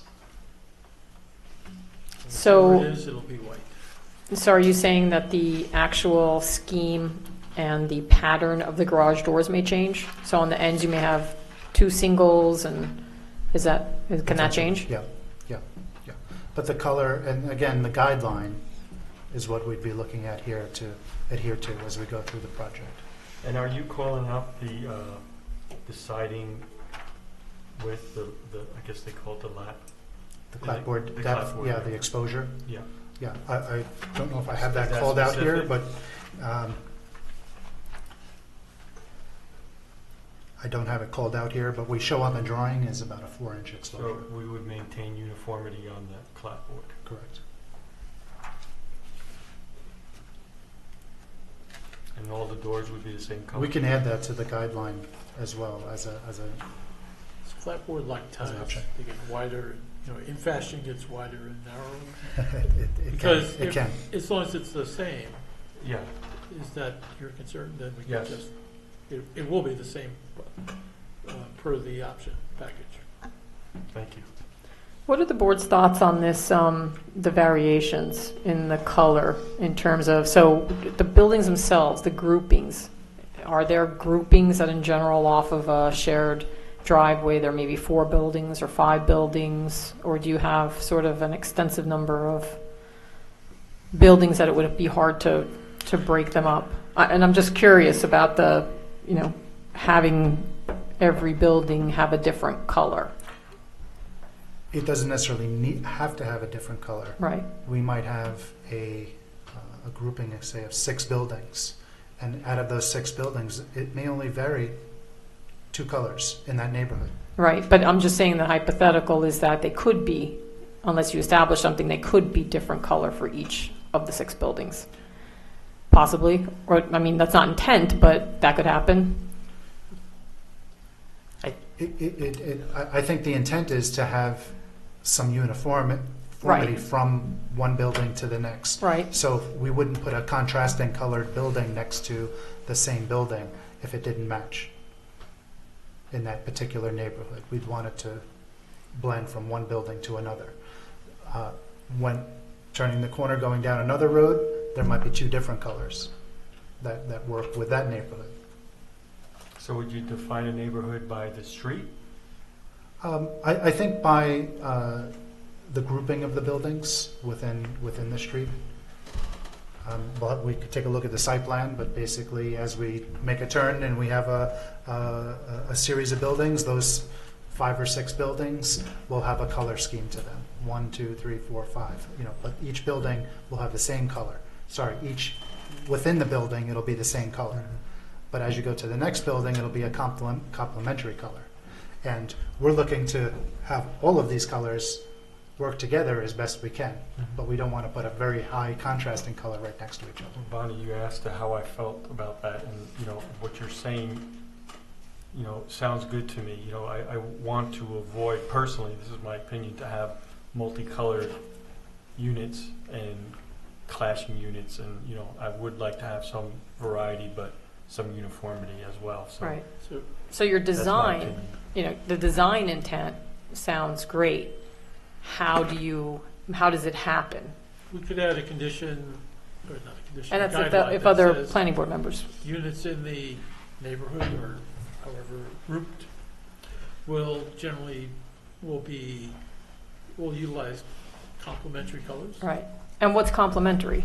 Well, a picture says 1,000 words. Right. So perhaps as we present you the options, Right. that it'll be our job Right, to make sure that there's to continuity define what's throughout. complementary. So that when you're approving it, you're approving a palette of colors that we're presenting as appropriate for the community, appropriate for the neighborhoods, so that it makes sense. And if we see that, that one of them doesn't work, we can pull it. It's not, we want to present to you something that works, so that when you're approving the guidelines, as time goes on, the buildings have the appropriate colors on them. Right.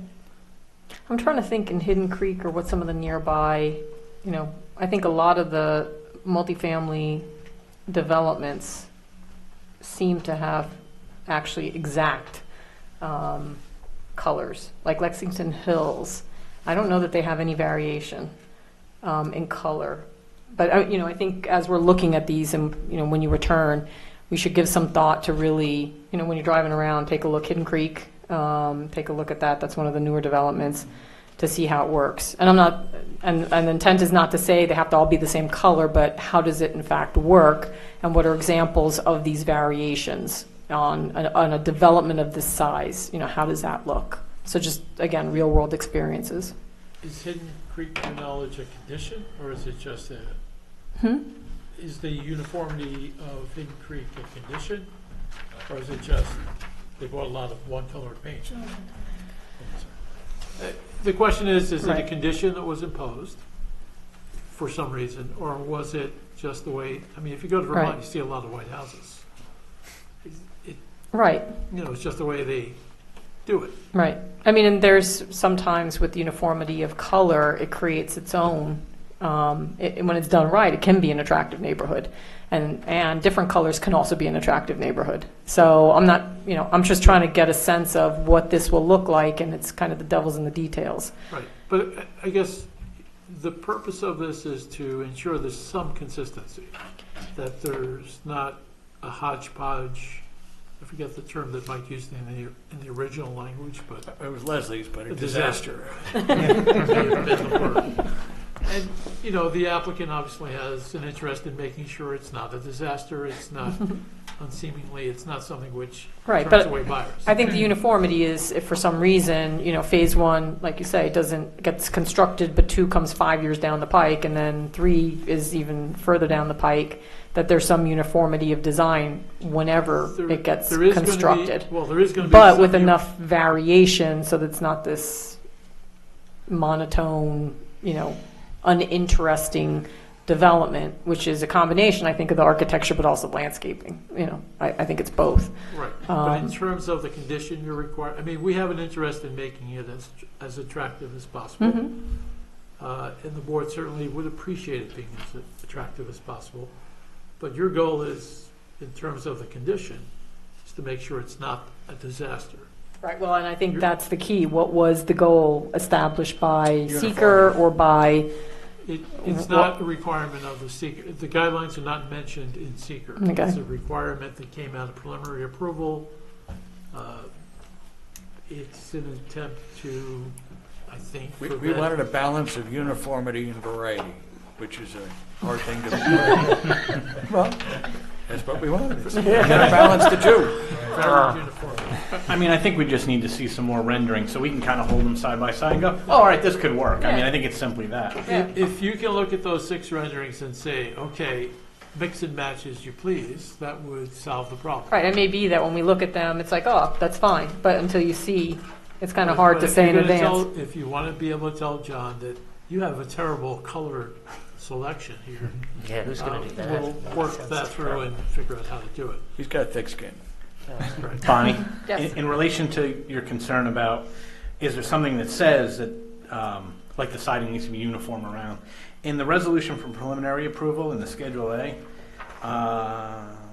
under 4, architectural finish appearance, it actually says, applicant will propose some guidelines before final approval. Some of the elements that are noted are as being important related to exterior trim finishes and consistency of finish on all sides of the building, color, materials, and consistency. So that was addressed in the preliminary, and Which is now that. listen, personally, I think that's hugely important. I used to work in Bergen County. The front of the house looked like a mansion. The other Yeah. 3 sides looked like a shed.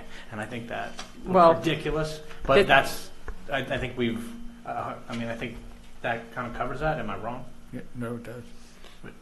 That's, I mean, Yeah. that's, right, that's the intent that we're trying to address now as part of final. When I think of certain developments, there's one in Oakland where, and they call them the Hollywood set, where the front has the facade that looks beautiful, architecturally rendered, may have bays and other, but then the sides are basically blank walls with some windows and no shutters. You know, just literally siding from top to bottom, same thing in the back. So they call it the Hollywood set. So, you know, and again, I think we're trying to find something that ultimately is attractive, that meets the Well- requirements, and that is, you know, I think everybody's here wants to make sure whatever is introduced into the town is an asset, you know, which I'm sure is your objective and goal too, visually and otherwise. Correct. The question is, are you telling us how you want us to do it? Or are you telling us what not to do? Because your condition, It could honestly, it could be both. It depends, you know. But Right. but I think at this point, you know, the board is waiting to see some more of the color palette and some of the other renderings to have a sense of what this variety and uniformity could look like. Yeah, well, for me, it would be neat to see what option A, B, and C would look like if that's what you're going for.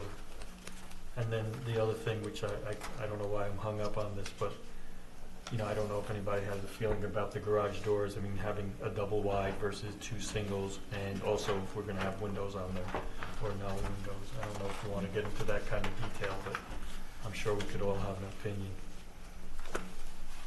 But you know, if we Sure, did, we can address that.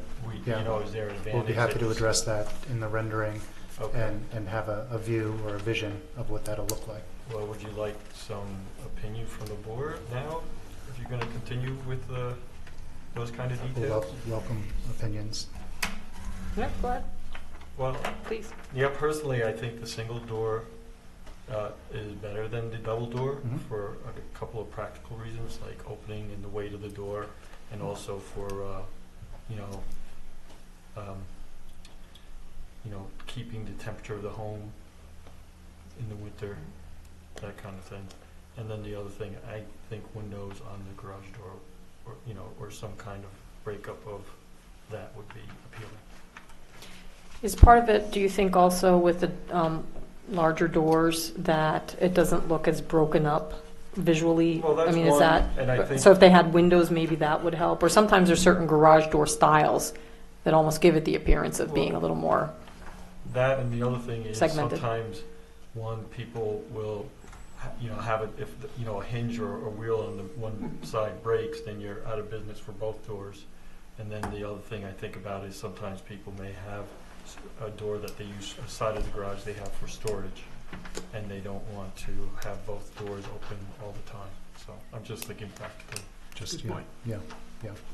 We can take that into consideration. Some people use both sides. And have never had a car. And then the other thing about security, I mean, some people don't want to have a window on their garage door for security reasons, but Mhm. I mean, we'd like to keep the concept per building fairly similar. So if we decide we're going to have windows, we would have windows on that facade, on all the doors, or not have them, just to keep the continuity. The idea of the double door versus a single door, somewhat to break up the massing of the building, so it's not monotonous of the same door over and over again. But I can take into consideration your thoughts there as well. So maybe we can, a rendering. yeah, we showing can something we can different. look at it from that perspective. Those are on the table. Yeah. Would the board be agreeable to if the board is agreeable to the idea of windows, would you be agreeable to making it a option? So that if it becomes a trend, so the building would be all window or no windows? Yeah, I was going to say, because I don't know that we want to see some with and some without on the same building. I think there'd have to be a pattern. It would have to be agreed to for the building. Right. And maybe it's part of the color option, that particular, if they pick option C, it has windows in the garage doors. But option B does not. And so it's specific for the building at the very least. I think that should be more of a per group and or per neighborhood, however you want to call it, or I think it should be more of that instead of per building. Anyone other thoughts on that? Okay. No, feel free to throw out whatever thoughts, please. Just because we're looking at the doors anyway, are the end units, are they bigger, more expensive, more desired units than the others? A little Well, bit. It looks like What often happens in a townhome is the end unit just has more window opportunities on the end, so that there's more natural light coming into the building, and so and it has that's the extra garage space, right? 'Cause it has two. yeah, and just the way the buildings fit together, we want to come in at the ground level. So in the center units, we have an entrance that gets you up onto the main level. So the ability within our footprint, you really can't have a double garage door in a center unit Yeah. because it's just not wide enough. Yeah. So, but at the end units, because we have the entrance around the side, it does allow it for a double garage door, Yeah. or a double garage. Yeah. I thought that's what it was. 'Cause So there's more room. that's the scenario there. Yeah. On the landscaping plan that you have here, is this just for concept, or just You put your mic in it. on this picture that shows? Do you hear me, George? Is that a conceptual for now? Or This that is to be artistic developed? concept. Artistic concept. Yeah. And Consistent do you with plan what on you putting that brick paver aisle between? What's consistent here is certainly the garage door to the driveway, to the roadway. Do we have landscaped areas in between the garages as shown? It's just not pavement, is it? Between the garages, yes, but if it's less than 5 foot width between the garage, then there is no landscaping. There's brick pavers. That's the requirement in the preliminary resolution. So And- but they're brick pavers then, in between if it's less than 5 feet. That's correct. And we show that on the It's on center the unit, rendering. you'll see there's brick pavers between, delineating On which of the, the unit. So it would be the rendering? oh, in here. Yeah, the rendering, yeah.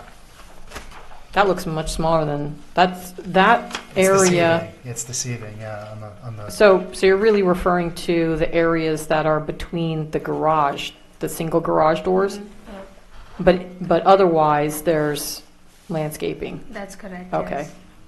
Yeah, because those tend to be, if they're double like that, I think maybe 3 feet or so, right? yeah, Okay. yeah. Yes, I don't know if it's partly just because, and I'm curious, Anthony, about your reaction, if those double doors hit you more when they're on, for instance, a 2-unit building versus a 5-unit building.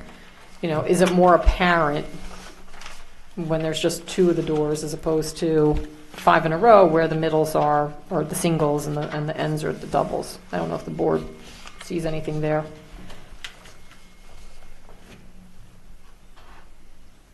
I'm sorry, what was?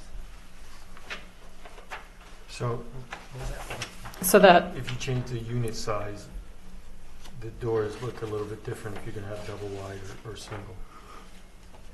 So are you comfortable and I was just looking at the 2-unit building. Oh, I as see. opposed to this? I'm curious, those on the bottom, all of the windows are like, you know, I don't know if they're double hung or if they're casement, but the 2 bottom middle are 3 sets versus 2. And is that because that's a larger room, or is that because of some floor plan, or? Window, Yeah, looking at kind of the this windows, one. right? The size versus So- all the others. So the windows, again, it's more of the architectural look than the actual window count, because we're not sure until we design specific plans how many windows we'll have in a particular room. So we know that, we'll have windows on that level, just whether they're right or left or 3 or 4 windows. So this isn't indicative of windows, and This isn't, again, it's more the guidelines, the architectural guidelines, not the actual window count per space. I don't know that I'm concerned about the window count, but I would be concerned about the amount of wall versus window space. Seeing, again, a lot of vinyl as opposed to having adequate glazing. You know, these are fairly large windows, so they really break up. Absolutely, and it's the a good facade. point. The building code certainly addresses that too. At the building department level, you have to have so many windows per room, and so many of them have to be opened and ventilated. So there's a whole building code requirement for that as well. That governs the amount of glass that's required for every room in the building. And then with regard to some of the end units, and again, maybe it's just the spacing or how they're using the spacing or how you envision using it, but the garage, the double doors, are not centered on the facade with the stone. So I was just curious about that. Do you follow what I'm saying? Sure. You know, if you look at the stone Mhm. over here, it's not centered, so I'm just curious. We can address that Right. just from a architectural standpoint, from a balance standpoint. So, and that got kind of to the floor plan question, because when I see these, you know, I expect that, oh, well, there's something going on the side of the building, which is why that one has more space than the other side.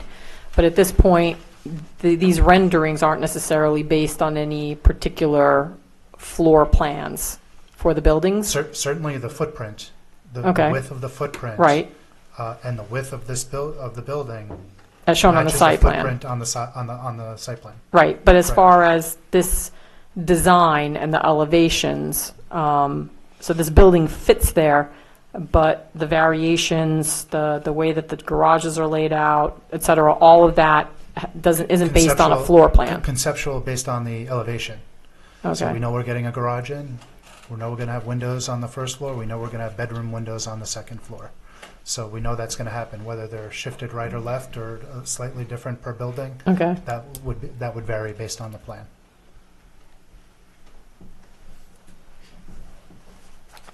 What kind of lights are we going to have? Lights on the buildings?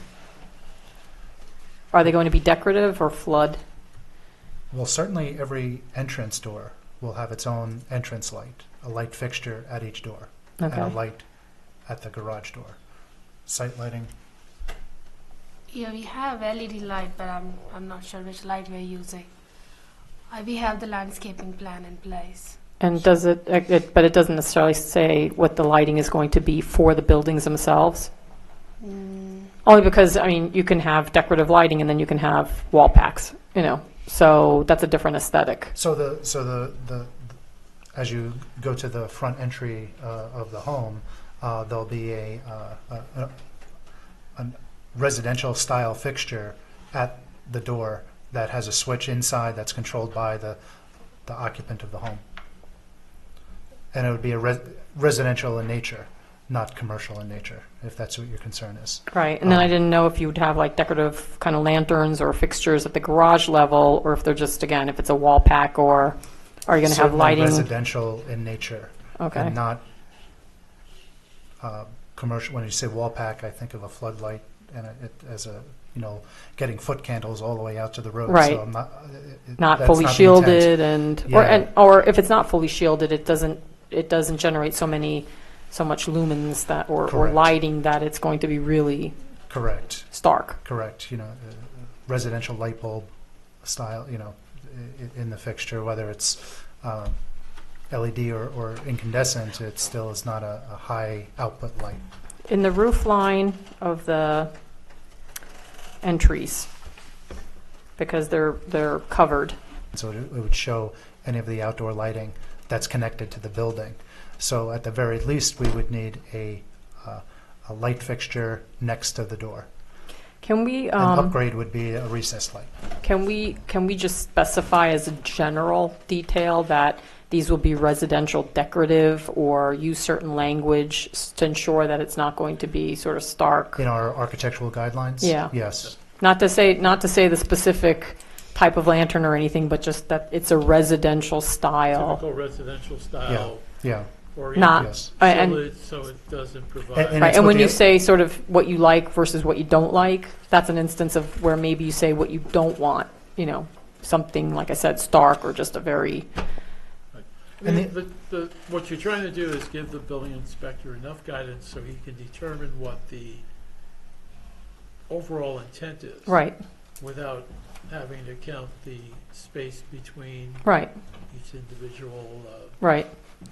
piece of siding. So you need enough there to provide them guidance and also, again, to meet the intent, but not so much that there can't be some flexibility. Right, you know, if we're not specifying I was going to say wattage, but the lumens. And again, You know, like one thing for instance, with the windows, you know, in design guidelines that you see for some communities, it'll say, you know, the facade shall not be more, or there should be, or shall be a minimum of 50% glazing or 30% glazing, or some kind of standard to ensure that a certain aesthetic is promoted, which may be more than what just the building code allows. So, just some thoughts in terms of how do you make this happen and ensure that, you know, especially the facades that you'll see from the drives and the roads, that you achieve that. the percentage of what you're looking at here, would that be acceptable? I mean, if you're looking at this, is this as a starting point? Board members, you think it's reasonable? Yeah. There's another aspect to this that comes into play. The more windows I put in, Mm-hmm. I get into problems with the energy code, Right. because they say too much glazing is wasting energy. So there's a balance that we have to find between the energy code and the building code. Right. Again, this is all building department Right. type of technical items, but that's where this all falls within, and it's usually for the center units, glazing in the front and the back are our only opportunities. So we put all our glazing on the center units in the front and the back of the building. So typically there are a lot of windows and a lot of glazing, in the front and the back of the townhome units, And just by design. when you submit, we'll be seeing the backs as well? The renderings will be the front view. Okay, The, Right, the that's a- two-dimensional drawings, we can show the back view. right, or just an elevation of the back view? Because Yeah, I think we elevation of the talked back about view, there yes. may be the walkout versus not a walkout. So I think we talked Correct. about wanting to see something and what that back would Correct. look like. We'll Okay. have a, It doesn't have to be a rendering, but some kind of like a elevation that would show. two-dimensional Yeah. elevation, yes, of Right. that scenario, yes, Right. yes. It's the renderings. Actually, while you were on the lighting, are there street lights that go along, or is that a separate issue, not really on the... There is a lighting and landscaping plan. Oh, yeah, That's part okay. of the submission, yeah. Oh, That okay. show all the lightings. Is there a lighting district, or that's by the HOA? CHOA. That's going to be HOA. Is the curbing and the sidewalk that's shown in this rendering, is that the idea here, and is that keep in mind the proposed site plan of the roads? Again, the rendering was more for the architectural elements, not necessarily marrying the site to the building, Okay. because that's going to vary based on where the building is along the road, high and low grading. There's many other factors once you step away from the building. But this is just an artistic rendering of a straight building to look at the architectural features and the colors, and not necessarily, because there's many different buildings throughout the site with varying conditions. Well, it looks like on the bump outs, you have sidewalks in front. I'm just wondering if that's the intent. Yeah, I don't know if that's... And just wondering. Yeah, we do have sidewalk there leading to the stairs.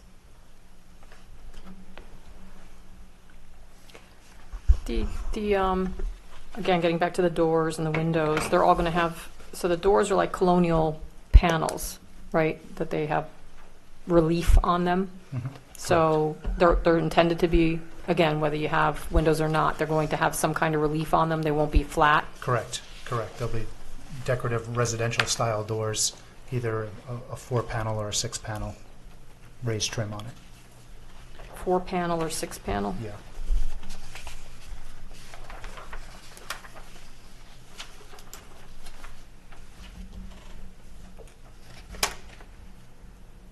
And then with the windows, you're going to have you're going to have those lights in them, the colonial style, whether the casement or double hung. The divided lights. Yeah, Correct. okay. Part of what I think is important that you've shown is the variety in textures on the surface, the variations in depth, including the bump outs on the side. What I'm concerned about in a development like this, and especially with the elevation that we're talking about of the property, and especially as you're coming kind of down the highway, what you will view of it, is that it looked like a monolith, that each building looked monolithic, and that it looks like one big thing going up the side of the slope, that the variety, and I think that's part of the reason we also need to see the other renderings in Right. color, is to get an idea of, okay, this is going to look like So- like a neighborhood, not like Yes, a... and couple that with your request from last week about using earth tone colors Right. to blend that together as well. So we're looking at the earth tone colors. We're also looking at the color palette so that they're all not the same monochromatic colors, and we do have some variation of those earth tone colors. Yeah, I mean, I just don't want to see what you are suggesting here turn into some kind of a slab. You know, we've seen too many developments done like that, because it's easy, and... That it all looks the same. and Right. it's- Right, And I think that's the idea of the guidelines, is to right. So the prevent guidelines, that from happening. right, so the guidelines have, and that's again, that balance that we keep talking about, diverse enough to be interesting, but not so diverse that it looks like a mess. Right. And so, how do you create those groupings, that stand together but are different from the next set of groupings? We can address that. Yeah, Yeah. okay, Yeah. So we'll have our palette for you so you can see all the renderings together and how they interact and how they blend together. I think that's the That's the goal. objective. Yeah. Excellent. The objective. Yeah. Any other comments? one more about your street lights, I guess. Are they downward facing? I don't know if, I think most of them are, right? They, With because they cutoffs? keep talking about coming on the highway and seeing it from a Right, distance, yeah. so it'd be better, I guess, if, Right, they are the cut off the shield lights. uh-huh. What are the They're pole, downward face. the pole heights? Oh. I'm not sure about that. I think we have 20 feet. I'm not sure. I'll take a look. Okay. Okay, thank you. One request for the architect. Can we get a breakdown sheet like this for every rendering? Yes, Beautiful, thank you. So that you know what you're looking at when you see the, yes. Yeah, the rendered. Rendering A option, color option A, so Okay. that it's matched. Yes. Excellent. Yes. Thanks. Anything else? I'm good. You're You good? guys are Good. good? Yeah. All good? All right. Well, thank you. Any questions of us? Well, it would be helpful to know if there's any other, I think we've gotten a list of things that need to be addressed in the guidelines. Mm-hmm. So it'll be added there, and our building has to be consistent with it, without specifying the exact detail. It's consistency. If there, so we hear garage doors, windows in garage doors, the ratio of window to Facade. facade, the consistency around the building, trying to close the Right, and make sure we've addressed it, so when we come back, right, the tendency is to say, oh, by the way, right. but if we can, Yeah, I know, and I know we have a Possibly it tight could be deadline. range. Possibly it can, and you can leave that to me to identify the range so that it makes sense for the building. Because I can Right. take a look at the building code and see what's required and say, okay, the building code requires this, maybe we can be here, Right, but we're not too far that we're getting into energy code issues. So, and I can identify them in the guidelines so that the range of glazing, the range of, so this way, it still gives the team the flexibility as we move through the project. right. I mean, so just as an example, with the glazing, if you instead of the double hungs, together, they were separate, but it's the same amount of glazing, then I think you're achieving the goal. But if you suddenly take two double hung windows that are coupled and now they become one, and I know some of this may not even happen because of the fact that there's building code standards, but if suddenly those were ones, that aesthetic's going to be very different. So I think people are saying generally they like this aesthetic, but it's the sum total of there's a lot of glazing, enough glazing here, so that you don't have a lot of vinyl or a lot of siding that you're seeing. You have relief to the garage doors. You have obviously the texture that's been talked about, the roofing colors, and colors are important, textures with the different materials. Somehow that needs to all be embodied in a description or in notes, which will accompany these, because these will be attached to whatever approval anyway. This is going to be part of the package as representative of what the intent is.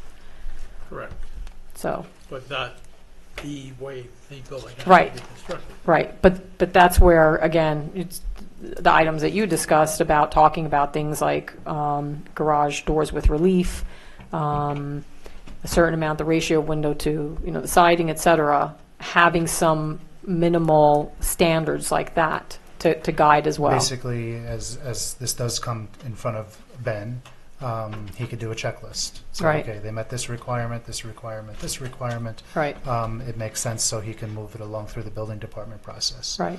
I mean, well, I could speak to the board about later. I mean, we're working with this particular project and a stipulation and moving forward with whatever was approved previously. But going forward, the board actually is going to have architectural review powers. So I think the level of detail in the future, is going to be more certain as to what is approved. Here we want to make sure that the objective and the design objective is met The next within thing the is, approval process. They'll have power over you. That's okay. All right. So, thank you. Yeah, Okay, we'll take all your thank you. Thanks. Thank you very thoughts much. in mind here. Thank you. So, will we, if we get in by the end of the week, we could be on the work session. Friday by 3. We gave you one extra day. Noreen has Look spoken. Like that's a definite deadline. I'm not questioning that. I wrote it in my book, Friday at 3. Consultants, did you have anything else you want to add, or you're good? Okay. Thank you very much. Just quick before I forget, anybody who forgot their forms or they submitted a form but the form was lost, we just make sure you get to me. some. Anthony's the only one I have left. Noreen, okay, good. So that Noreen doesn't have to keep dealing with that. Meeting date issues, you want to go through that? Good night. I night. was informed today that our September 13th meeting needs to be changed because the Senate has approved the primary to move from September 11th to September 13th. So in order to not be voting on September 11th, of course, and that's also the first night of Rosh Hashanah. So we're being bumped from our September 13th meeting. So we either have to come up with another date or not do a workshop that week. Also in September, our 18th meeting is the eve of Yom Kippur. So that all depends on who the applicants are at that point in time, if there'll be any issues at that point. But we do have to come up with a plan, so think about what you're thinking for September 13th.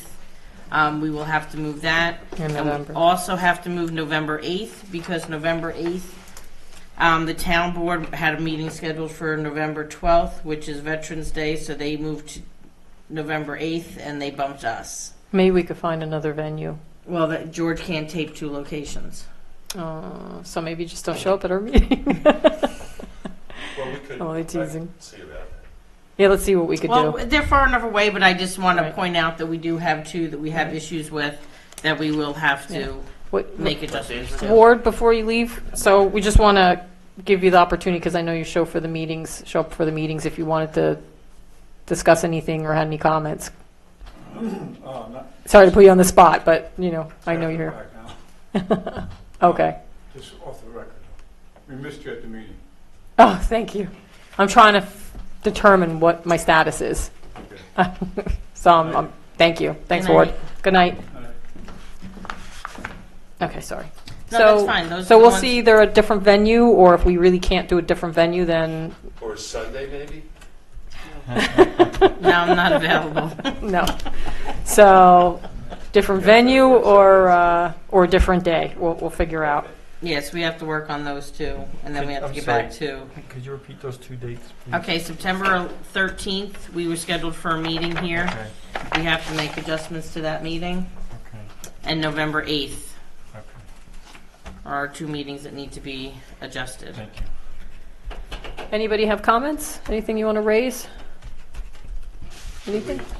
Can we just bump those up a Thursday? Or Uh, is that too? Well, that has to do. we, That'll be a problem with when submissions have to be done and all. Well, that changes your submission date. It also changes if the engineer and if the attorney Yeah. is Yeah. available. I think that's more the concern is that, We have everybody. with we everybody in their night meetings, it was difficult finding these 2 days between my schedule, the engineers, and the attorney.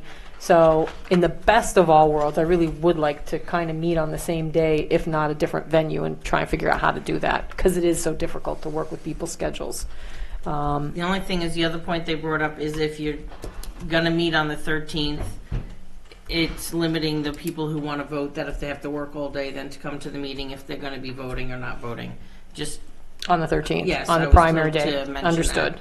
Understood. So maybe November we could work out, and in September we may have to Right. figure out a different day. last year, I know they did cancel the workshop meeting during that week Okay. All right. because of the fact that of the voting. Well, that's an alternative too. We just Right. don't meet because we'll have another meeting during the month, so it's not like we can't make it up. So we'll work that out. Thankfully, we have enough time since this was caught, so we will work that out. All right. Anybody Okay. else? No? Okay. One Motion. thing on the end, I give you guys the big folders with your packets. You can take them home, but do me a favor, try to combine like Bald Hill into one area and the different projects. I like to recycle the envelopes if I can, because otherwise I go through cases of them. So if we can recycle, I mean, you don't have to give them in tonight, but, oh, look, Bonnie's giving me hers back now. Just so that I can keep it, because if you look, I put the date on it, and I'll just cross it off and keep moving it down. If we can combine the best that we can, I would appreciate it. And set aside one room in your house for all your... Yes, really. Or the garage. Yeah, right. All right, motion to adjourn? That's right. Seconded? Seconded? Seconded? All in favor? All right. All right, thank you, Aye. board.